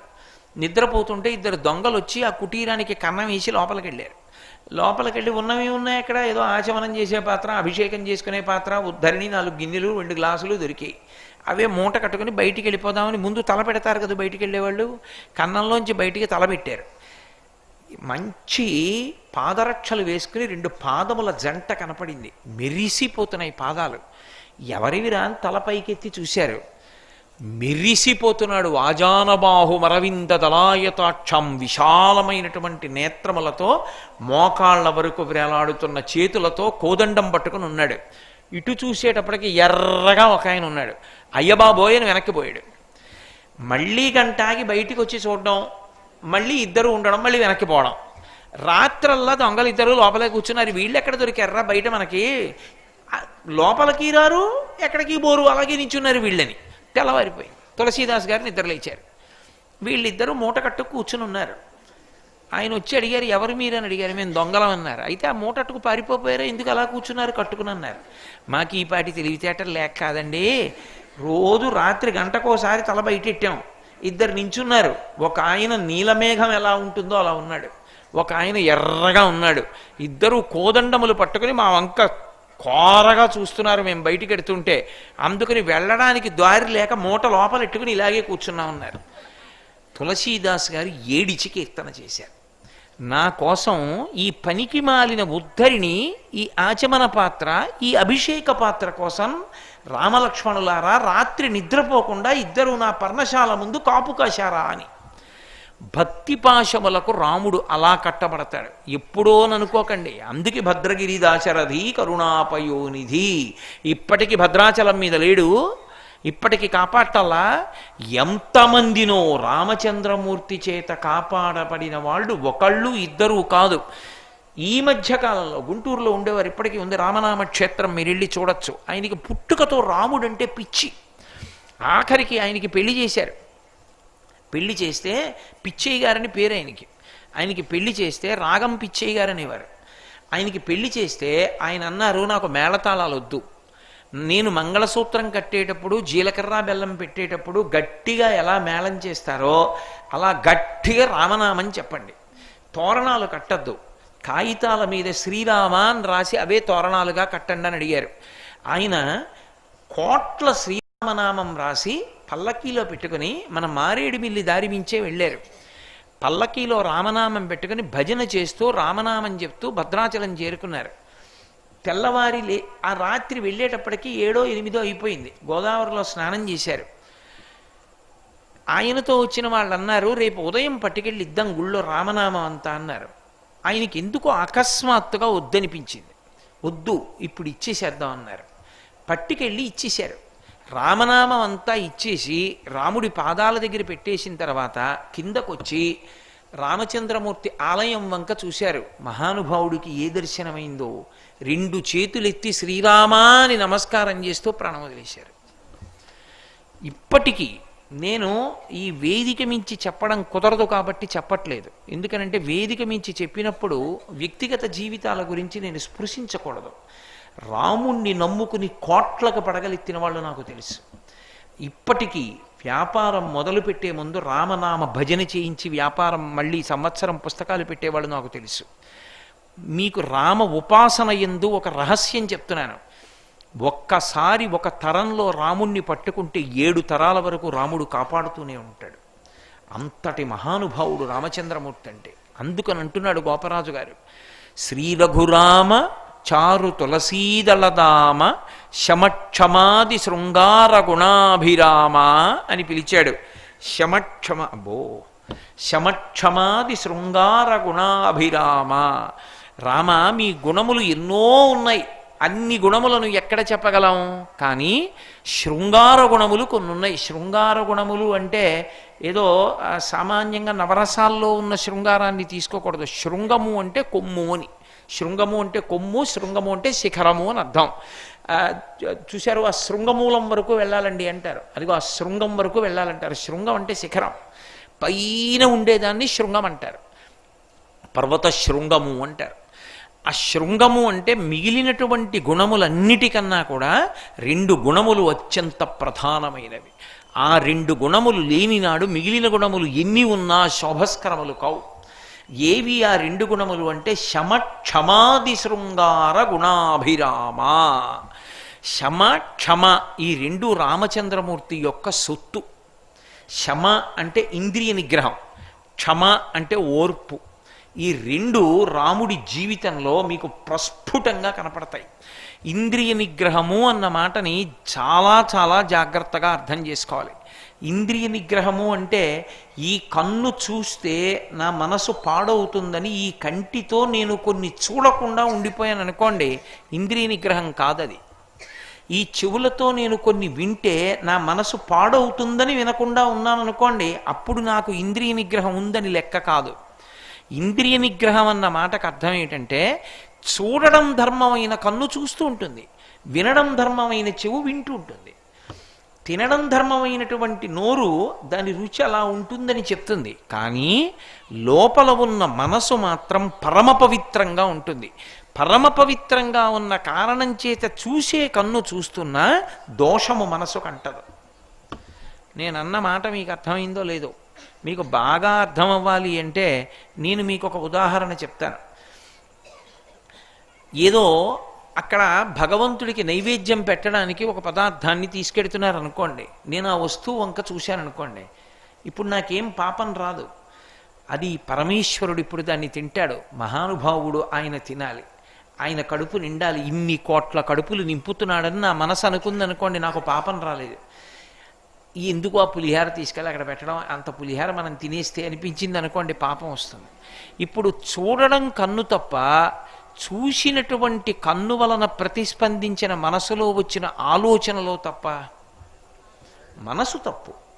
ఇదే రామాయణంలో రాముడికి రావణుడికి తేడా. రాముడి దగ్గరికి వలచి కాంతలు వచ్చారు, పుంసామోహన రూపాయ పుణ్యశ్లోకాయ మంగళం. రాముడి దగ్గరికి స్త్రీలు కాదు పురుషులు ఆయన్ని చూసి మోహించారు, అది విచిత్రం, ఆయన పురుషుడై ఉండగా. కానీ రావణుడి దగ్గరికి మోహించి రాకపోయినా వచ్చినా ఆయన కన్ను పడితే బలవంతంగా ఎత్తుకుపోతాడు. అందుకు కాదు సీతమ్మని తీసుకెళ్ళాడు. పాపం చెయ్యడం పాపం చెయ్యకపోవడం అన్నది ఎక్కడుంటుంది అంటే మీరు పవిత్రంగా అర్థం చేసుకునే ప్రయత్నం చెయ్యండి. ఈ కంటితో చూడకుండా ఉండడం సాధ్యం కాదు, ఈ కంటితో చూస్తాం. ఇప్పుడు నేను ఈ ఉపన్యాసం చెప్తున్నప్పుడే ఇలా తిరిగినప్పుడు ఈ తల్లులందరి వంక చూస్తాను. నేను ఈ కంటితో ఇలా చూసినప్పుడు నేను ప్రతిరోజు కంచిలో ఉన్నటువంటి ఏ కామాక్షి పరదేవతని దర్శనం చెయ్యాలనుకుంటానో, ఏ అమ్మ పాదాలు చూడాలనుకుంటానో, ఏ తల్లి ముఖాన్ని చూడాలని ప్రతిరోజు కోరుకుంటానో, మా అమ్మ ఒరేయ్ నీకు ఇవాళ నేను కొన్ని 100 ముఖాలతో కనపడతానని నా ఎదురుగుండా వచ్చి కూర్చుంది ఇన్ని ముఖాలతో నా తల్లి అనుకున్నాను అనుకోండి, ఇప్పుడు నేను కామాక్షి పరదేవత యొక్క అనుగ్రహాన్ని పొందాను. రెండవది నేను చెప్పక్కర్లేదు నా నోటితో, దాని గురించి ఉపన్యాసం అక్కర్లేదు, మీరు ప్రాజ్ఞులు తెలుసుకోగలరు. ఈ కంటితో చూసినప్పుడు మనసులో ఆలోచన దోషంగా వచ్చిందనుకోండి, పాపం సంక్రమిస్తుంది. ఇప్పుడు పాపానికి పుణ్యానికి కన్నా కారణం మనసా కారణం, కన్ను కారణం కాదు, మనసు కారణం. చూసిన వస్తువుని ఎలా చూశాడన్నది మనసుని బట్టి ఉంటుంది. మనసుకి సంస్కారం ఉందనుకోండి, కన్ను చూసినా పవిత్రంగానే చూస్తాడు, చెవితో విన్నా పవిత్రంగా వింటాడు, నాలుకతో రుచి చూసినా పవిత్రంగా రుచి చూస్తాడు. పవిత్రంగా రుచి చూడడం అంటే తన కొరకని తినడు, ఈశ్వర ప్రసాదమని తింటాడు. చాలా మందిలో ఒక పొరపాటు ఆలోచన ఉంటుంది.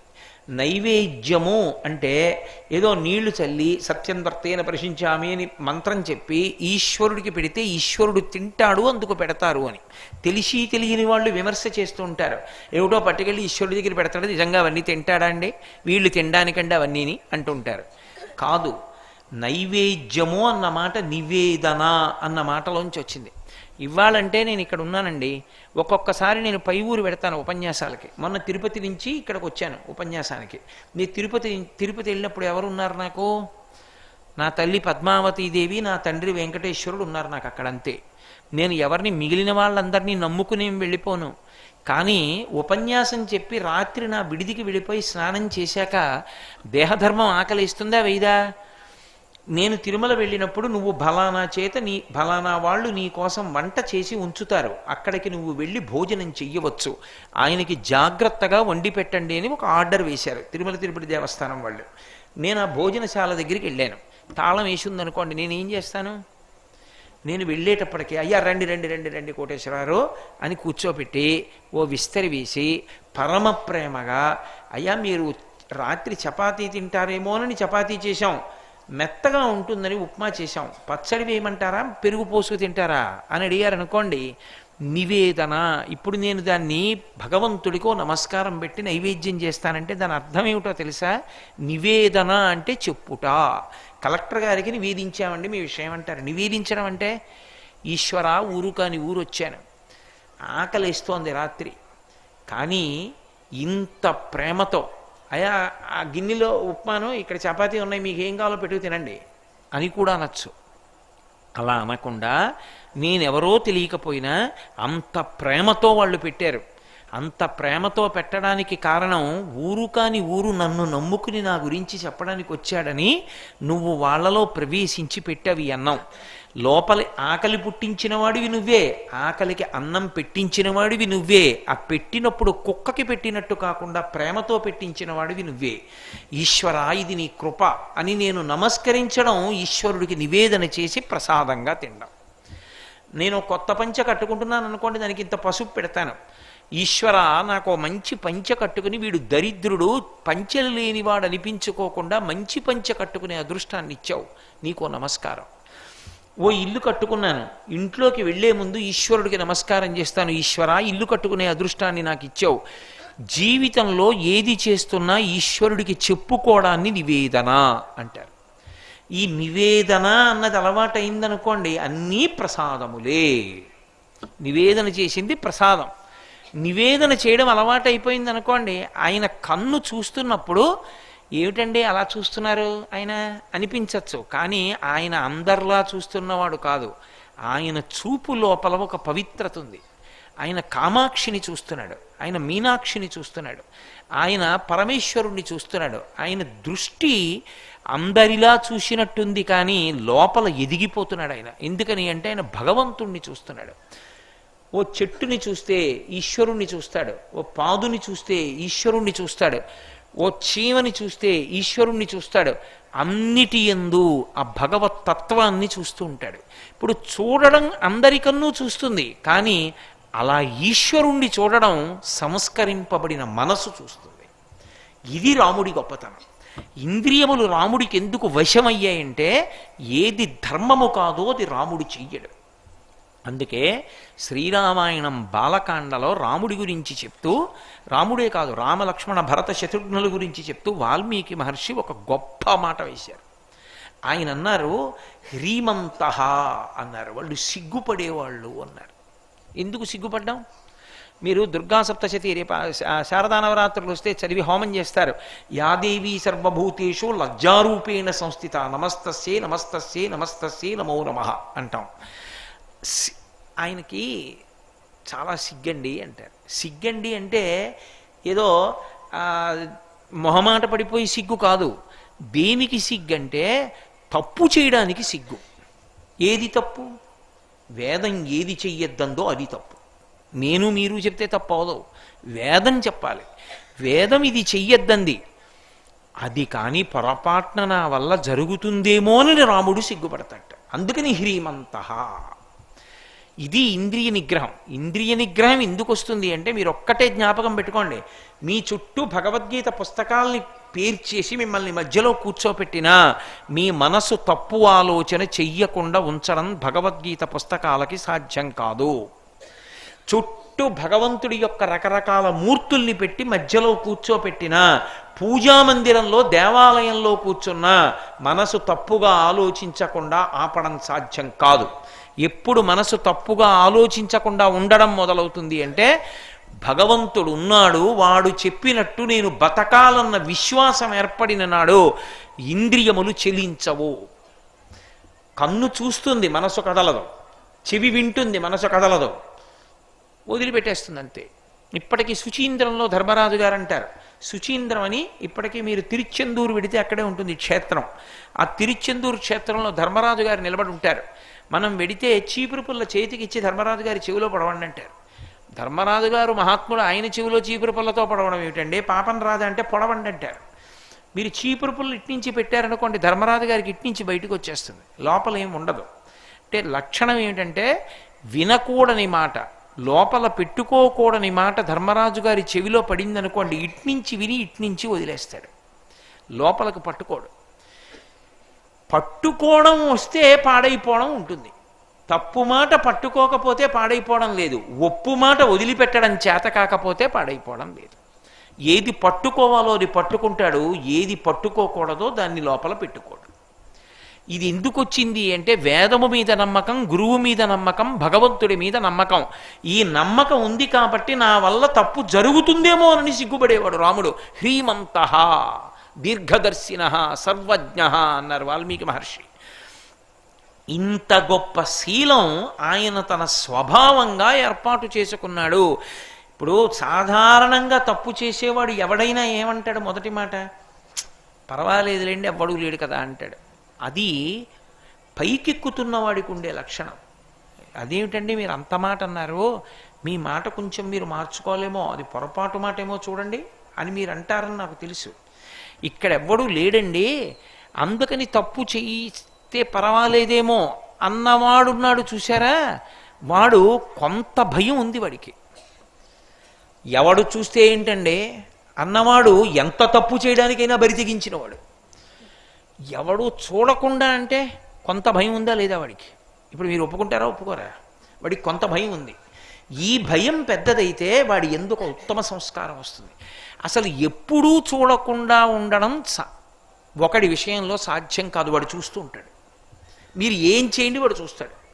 వాడికి ఎందుకంటే వాడికి రాత్రిపూట చంద్రుడి కన్ను, పగటిపూట సూర్యుడి కన్ను. మీరు ఎక్కడికి వెళ్ళి దాక్కోండి వాడు ఇక్కడే ఉంటాడు లోపల. వాడు చిత్రంగా కూర్చుంటాడు, వాడు కూర్చోడానికి కుర్చీ అక్కర్లేదు, వాడు చిత్రంగా కూర్చొని గుప్తంగా అన్నీ రాస్తూ ఉంటాడు, ఏం చేస్తున్నావు వాడు చూస్తూ ఉంటాడు, వాడు అన్నీ తెలుసుకుంటూ ఉంటాడు అన్నారనుకోండి, ఇప్పుడు మీరు తప్పు చేయకుండా ఉండగలరు కదూ. అలా అంటాడండి కోటేశ్వరరావు, ఆయనకి ఏముంది ఏదో చెప్పమన్నారు కదా ఉపన్యాసం అందుకు చెప్పాడు అన్నారనుకోండి, ఏమైనా చేయొచ్చు.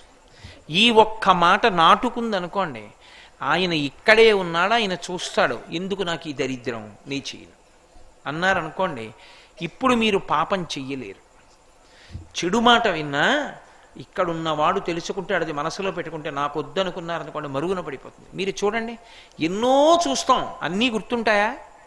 నేను కాకినాడ నుంచి వేట్లపాలెం వచ్చాను, ఇప్పుడు వచ్చేటప్పుడు కారులో ముందు సీట్లో కూర్చున్నాను కాబట్టి ఎదురుగుండా ఎన్నో కనపడ్డాయి. కాకినాడ నుంచి వేట్లపాలెం వచ్చేటప్పుడు నా కన్ను చూడకుండా ఉందా? ఎన్నో చూసింది. ఎన్నో చూస్తే నీకు ఎన్ని గుర్తున్నాయి అని అడిగారు అనుకోండి, నా మనసు ఏది పట్టుకుందో అదే నాకు గుర్తుంటుంది కదా. నా మనసు పట్టుకుంది నాకు జ్ఞాపకంలో ఉంటుందా? ఉండదు. మనసు పట్టుకున్నది మాత్రం జ్ఞాపకంలో ఉంటుంది. నా మనసు ఏది పట్టుకుంటోంది దాన్ని బట్టి నన్ను నేను సంస్కరించుకోవాలో సంస్కరించుకోకూడదో నాకు నేను తీర్పు చెప్పుకోవాలి, ఇంకొకరికి చెప్పక్కర్లా. నేను వచ్చేటప్పుడు ఒక దేవాలయానికి పెట్టిన దీపాలు నాకు జ్ఞాపకంలో ఉండిపోయి అనుకోండి, ఒక దేవాలయంలో అర్చకుడు బయట కూర్చుని పృష్ఠభాగం పెట్టి కూర్చున్నాడు, అయ్యో అక్కడ కూర్చుని ఏదైనా సూక్త పఠనం చేస్తే ఎంత బాగుండేది అని నాకు గుర్తుండిపోయింది అనుకోండి, ఉత్తమ సంస్కారంలో ఉన్నాను. నేను చూడకూడనిది చూసిన గుర్తు పెట్టుకోకూడనిది నాకు గుర్తుందనుకోండి, ఏదో వీధి పక్కన కట్టినటువంటి ఓ కాగితం మీద ఉన్న బొమ్మ నా మనసులో గుర్తుందనుకోండి, నేను తప్పు మార్గంలో ఉన్నాను, నన్ను నేను సంస్కరించుకోవాలని గుర్తు. అన్ని గుళ్ళు గుర్తులేంది, ఇది ఎందుకు గుర్తొచ్చింది నీకు? పట్టుకున్న లోపల వదిలిపెట్టడం నేర్చుకో, సంస్కరించుకోవాలి మనసుని. రాముడు నిరంతర ప్రయత్నశీలి, అశిధారావ్రతం ఆయనకి. దీనికి రెండిటికి మధ్యలో ఉన్నదాన్ని ధర్మము అని పిలుస్తారు. రామో విగ్రహవాన్ ధర్మ. రాముడు ఏ దారిలో వెడితే భగవంతుణ్ణి చేరుతామో ఆ దారిలోనే వెడతాడు తప్ప ధర్మ వ్యతిరిక్తమై, వేద వ్యతిరిక్తమై, శాస్త్ర విరుద్ధమై గురువు చేత చెప్పబడిన దాన్ని ఎంత సుఖమనిపించినా రాముడు పట్టుకోడు. మీకు నేను ఒక్క మాట చెప్తాను, గుర్తుపెట్టుకోండి. లోకంలో అంత కష్టపడక్కర్లేదండి, కాసేపు మీరు కళ్ళు మూసుకుంటే ఈ పని అయిపోతుంది. మళ్ళీ అలాగా అనకండి, అయిపోతుంది ఆ పని. ఈ ఒక్క ఒక్క విషయంలో మీరు కాస్త కళ్ళు మూసుకోండి అన్నారనుకోండి, చాలామంది సరే కానివ్వండి అంటారు. కొంతమంది చాలా నియమంగా ఉంటారు, ఎవరికి ఏమీ ఇవ్వరు, లంచాలు లాంటివి. అయ్యా ఇలా అయితే మనం 3 నెలలు తిరగాలంటే ఎందుకు వచ్చింది, ఈ ఒక్కసారి ఊరుకుదురు బాబు, పోనీ మీ చేత్తో ఇవ్వకండి, మేము ఏదో చూసుకుంటాం అన్నారనుకోండి, సరే ఏదో కానివ్వండి అంటాడు. రాముడు అలా అనుంటే రామాయణంలో 2 కాండాలు లేవు, సుందరకాండ యుద్ధకాండ ఉండవు.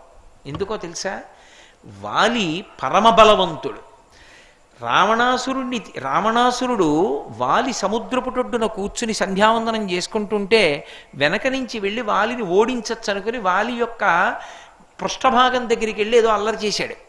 చేస్తే సంధ్యావందనం చేసుకుంటుంటే వచ్చింది 10 తలల పురుగు.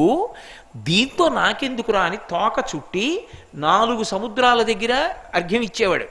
ఆయన 4 సముద్రాల ఒడ్డుకి తీసుకెళ్ళి సంధ్యావందనం చేసుకుంటున్నంతసేపు తోకతో చుట్టినటువంటి రావణాసురుణ్ణి సముద్రంలో పెట్టేవాడు. వాడు ప్రాణాల కోసం గిలగిలా కొట్టుకుంటుంటే పైకెత్తి మళ్ళీ భూమి మీద పడేస్తుండేవాడు, మళ్ళీ చుట్టి మళ్ళీ ఎత్తుకుపోతుండేవాడు ఆకాశంలో. చిట్ట చివర 4 సముద్రాల్లో ముంచి తిప్పి తీసుకెళ్ళి తన అంతఃపురంలోకి వెళ్ళి తోక విదిలించి ఆ పక్కన పారేశాడు. పారేసి భార్యని పిలిచి తారని పాలు తెమ్మన్నాడు. తాగాడు శుభ్రంగా. తాగి 10 తలల పురుగా ఎవరివిరా నువ్వు అని అడిగాడు రావణుణ్ణి. అంటే వాలి అంత బలవంతుడు. అంత బలవంతుడైన వాలిని ఒక్క బాణంతో కొట్టాడు రామచంద్రమూర్తి. ప్రాణం పోయే ముందు వాలి అడిగాడు, నీ భార్య సీతమ్మ కోసం నువ్వు ప్రయత్నిస్తున్నప్పుడు చేత కాని నా తమ్ముడిని ఎందుకు ఆశ్రయించావు? నా తమ్ముడు నా అంత శక్తివంతుడు కాడు, రావణుణ్ణి నిగ్రహించలేడు. అదే నేనైతే ఇక్కడి నుంచి చిటిక వేసి పిలిస్తే పరిగెత్తుకొస్తాడు రావణాసురుడు. ఆయన భార్యను ఆయనకి ఇచ్చేయంటే ఇచ్చేస్తాడు. నేను ఇప్పిద్దును కదా నీ భార్యని, ఎందుకు నువ్వు నాతో స్నేహం చేసుకోకుండా నా తమ్ముడితో చేశావని అడిగాడు. రాముడు ఒక్కటే మాట చెప్పాడు, మీ వానర జాతిలో సంధ్యావందనం చేసే జాతి ఒకటి ఉంది. మీరు సంధ్యావందనం చేసే వానర జాతికి చెందినవారు వాలి. మీకొక నియమం ఉంది, అన్న బ్రతికుండగా తమ్ముడి భార్యని కానీ తమ్ముడు బ్రతికుండగా అన్న భార్యని కానీ స్వీకరించకూడదు. తమ్ముడు మరణిస్తే తమ్ముడి భార్య అన్నగారిని కోరుకుంటే అన్న స్వీకరించవచ్చు భార్యగా, దోషం రాదు. అది సంధ్యావందనం చేసే వానర జాతికి నీతి. నీ తమ్ముడు మరణిస్తే నువ్వు స్వీకరించవచ్చు తమ్ముడి భార్యని నీ భార్యగా రొమని. నీ తమ్ముడు బ్రతికున్నాడని నీకు తెలుసు ఋష్యముఖ పర్వతం మీద. తమ్ముడు బ్రతికున్నాడని తెలిసి కూడా తమ్ముడి భార్యని నువ్వు స్వీకరించడం కూతురు లాంటి మరదలతో సంగమం నెరపడం. ఇంత అధర్మంలో నువ్వుండగా నీతో స్నేహం చేసి నా భార్యని తెప్పించుకోవడం ఏంటి? అధర్మాత్ముడితో నేను స్నేహం చెయ్యను. ధర్మాత్ముడు సుగ్రీవుడు, అందుకని నేను ధర్మాత్ముడితో స్నేహం చేశా. దానివలన కష్టమే పడుగాక, ఎంత కష్టమైనా పడతాను, ధర్మం తప్పి మాత్రం నేను ఫలితాన్ని సాధించుకోనన్నాడు. అన్నాడు కాబట్టి వాలి మరణించిన తర్వాత సుగ్రీవుడితో స్నేహం చేసి దిశలకి వానరాల్ని పంపించి సీతమ్మ జాడ కనిపెట్టి సముద్రానికి సేతువు కట్టి సముద్రం దాటి కాంచనలంకకి వెళ్ళి రావణ సంహారం చేసి సీతమ్మని వెనక్కి తెచ్చుకున్నాడు. ధర్మానికి నిలబడ్డాడు కాబట్టి రామచంద్రమూర్తి యుగాలు మారిపోయినా ఇప్పటికీ రాముడికి ఆరాధన జరుగుతూనే ఉంది. రాముడు ధర్మం తప్పి ఉంటే ఇవాళ రాముడికి మందిరం ఉండేదా, రామాయణ ప్రవచనం ఉండేదా? నేను దాశరథి శతకం మీకు చెప్తానా? రాముడి ఇంద్రియ నిగ్రహం అటువంటిది, రాముడి క్షమాగుణం అటువంటిది. ఆయన ఓర్పు ఇక సామాన్యమైన ఓర్పు కాదు. సీతమ్మ తల్లి సుందరకాండలో అడిగింది పైన కూర్చున్నటువంటి హనుమని, నీకు రాముడు తెలుసు అంటున్నావు కదా, రాముడి యొక్క గొప్ప లక్షణాలు ఏమిటో నాకు చెప్పు అంది. ఆయన చెప్పిన మొదటి మాట ఏమిటంటే ఆదిత్యరివ సంకాశ, ఆయన క్షమయా పృథివీ సమః, బృహస్పతి సమోబుద్ధ్య యశసా వాసవో సమః అన్నాడు. రాముడు ఎంత గొప్పవాడో తెలుసా అమ్మా? రాముడు సూర్యుడు ఎటువంటి తేజస్సుతో ఉంటాడో అటువంటి తేజస్సుతో ఉంటాడు. భూమికి ఎంత ఓర్పు ఉంటుందో రాముడికి అంత ఓర్పు ఉందమ్మా అన్నాడు. ఎందుచేత ఈ భూమి కొంచెం కదిలిందనుకోండి, కదలకుండా కూర్చోండి అన్నారనుకోండి, మనం కూర్చోలేం. కదలకుండా నించోలేం. మాట్లాడకుండా ఉండలేం. భూమి కదిలిందనుకోండి, ఏమైపోతాం మనందరం? ఇక జీవితాలు లేవు. కానీ ఈ భూమి తెల్లవారి లేస్తే మనం బ్రతకడానికి భూమి కారణం, తల్లి ఆమె. కానీ ఆ తల్లి మీద కాళ్లతో తొక్కితే తప్ప మనకి బతుకు లేదు. ఒరే వీళ్ళందరూ నా వల్ల బతుకుతున్నారు, నన్ను కాళ్లతో తొక్కుతున్నారని భూమి ఎప్పుడూ చికాకు పడలేదు. పాపం అంతకన్నా వాళ్ళకి బతుకు లేదని ఓర్పు వహించింది.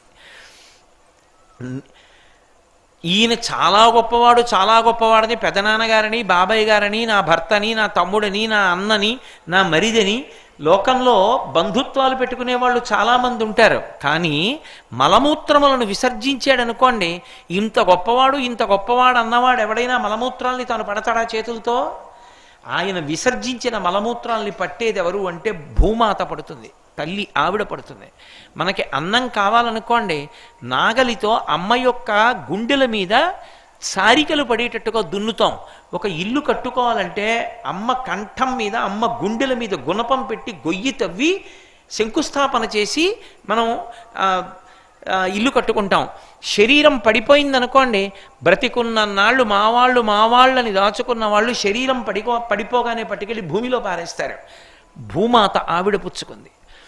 మహా ఓర్పుకి నిదర్శనం భూమి.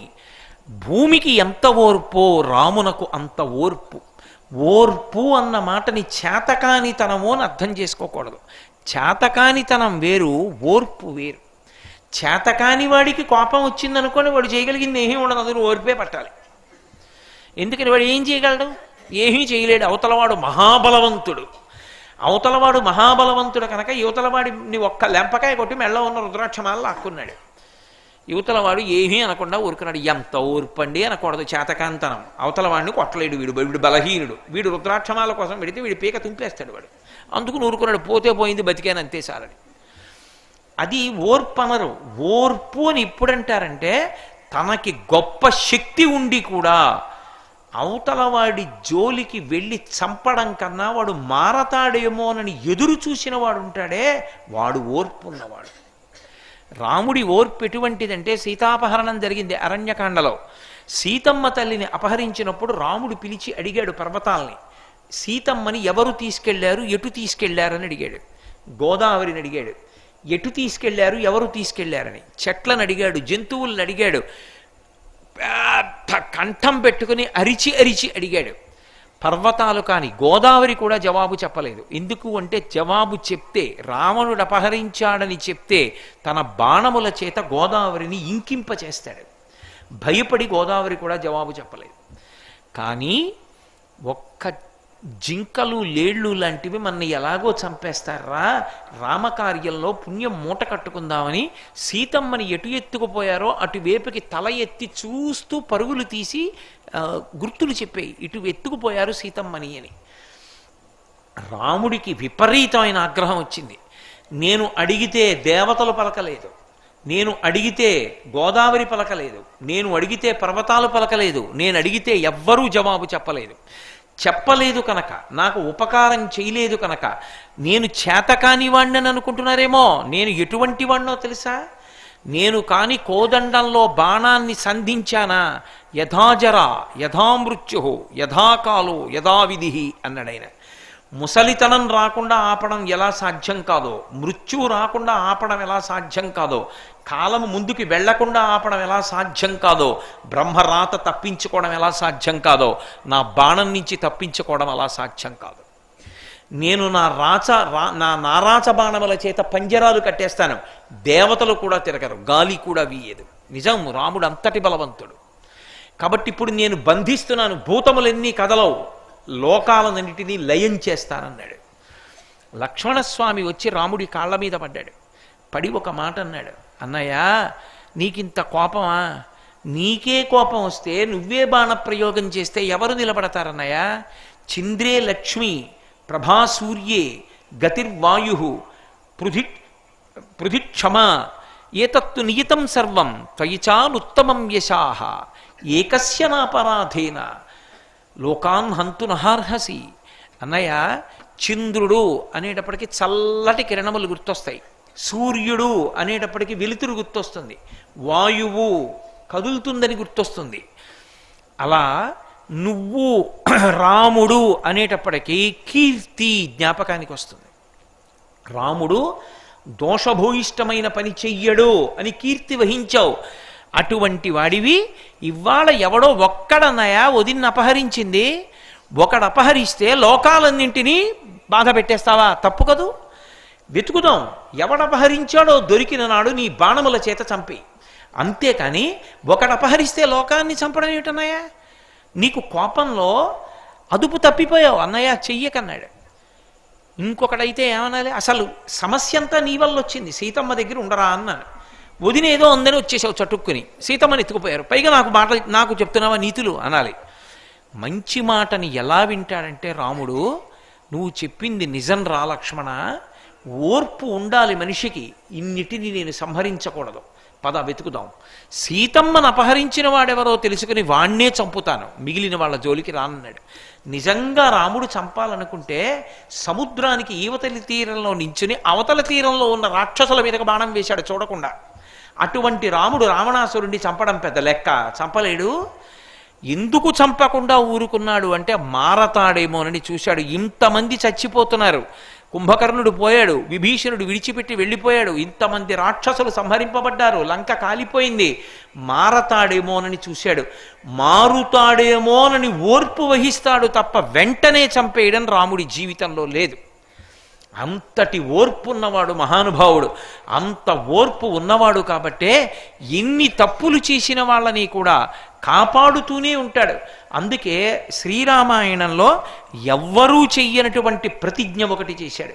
సకృదేవ ప్రపన్నాయ తవాస్మీతి చయాచతే అభయం సర్వభూతేభ్యో దదామ్యే తద్వ్రతం మమ అన్నాడు.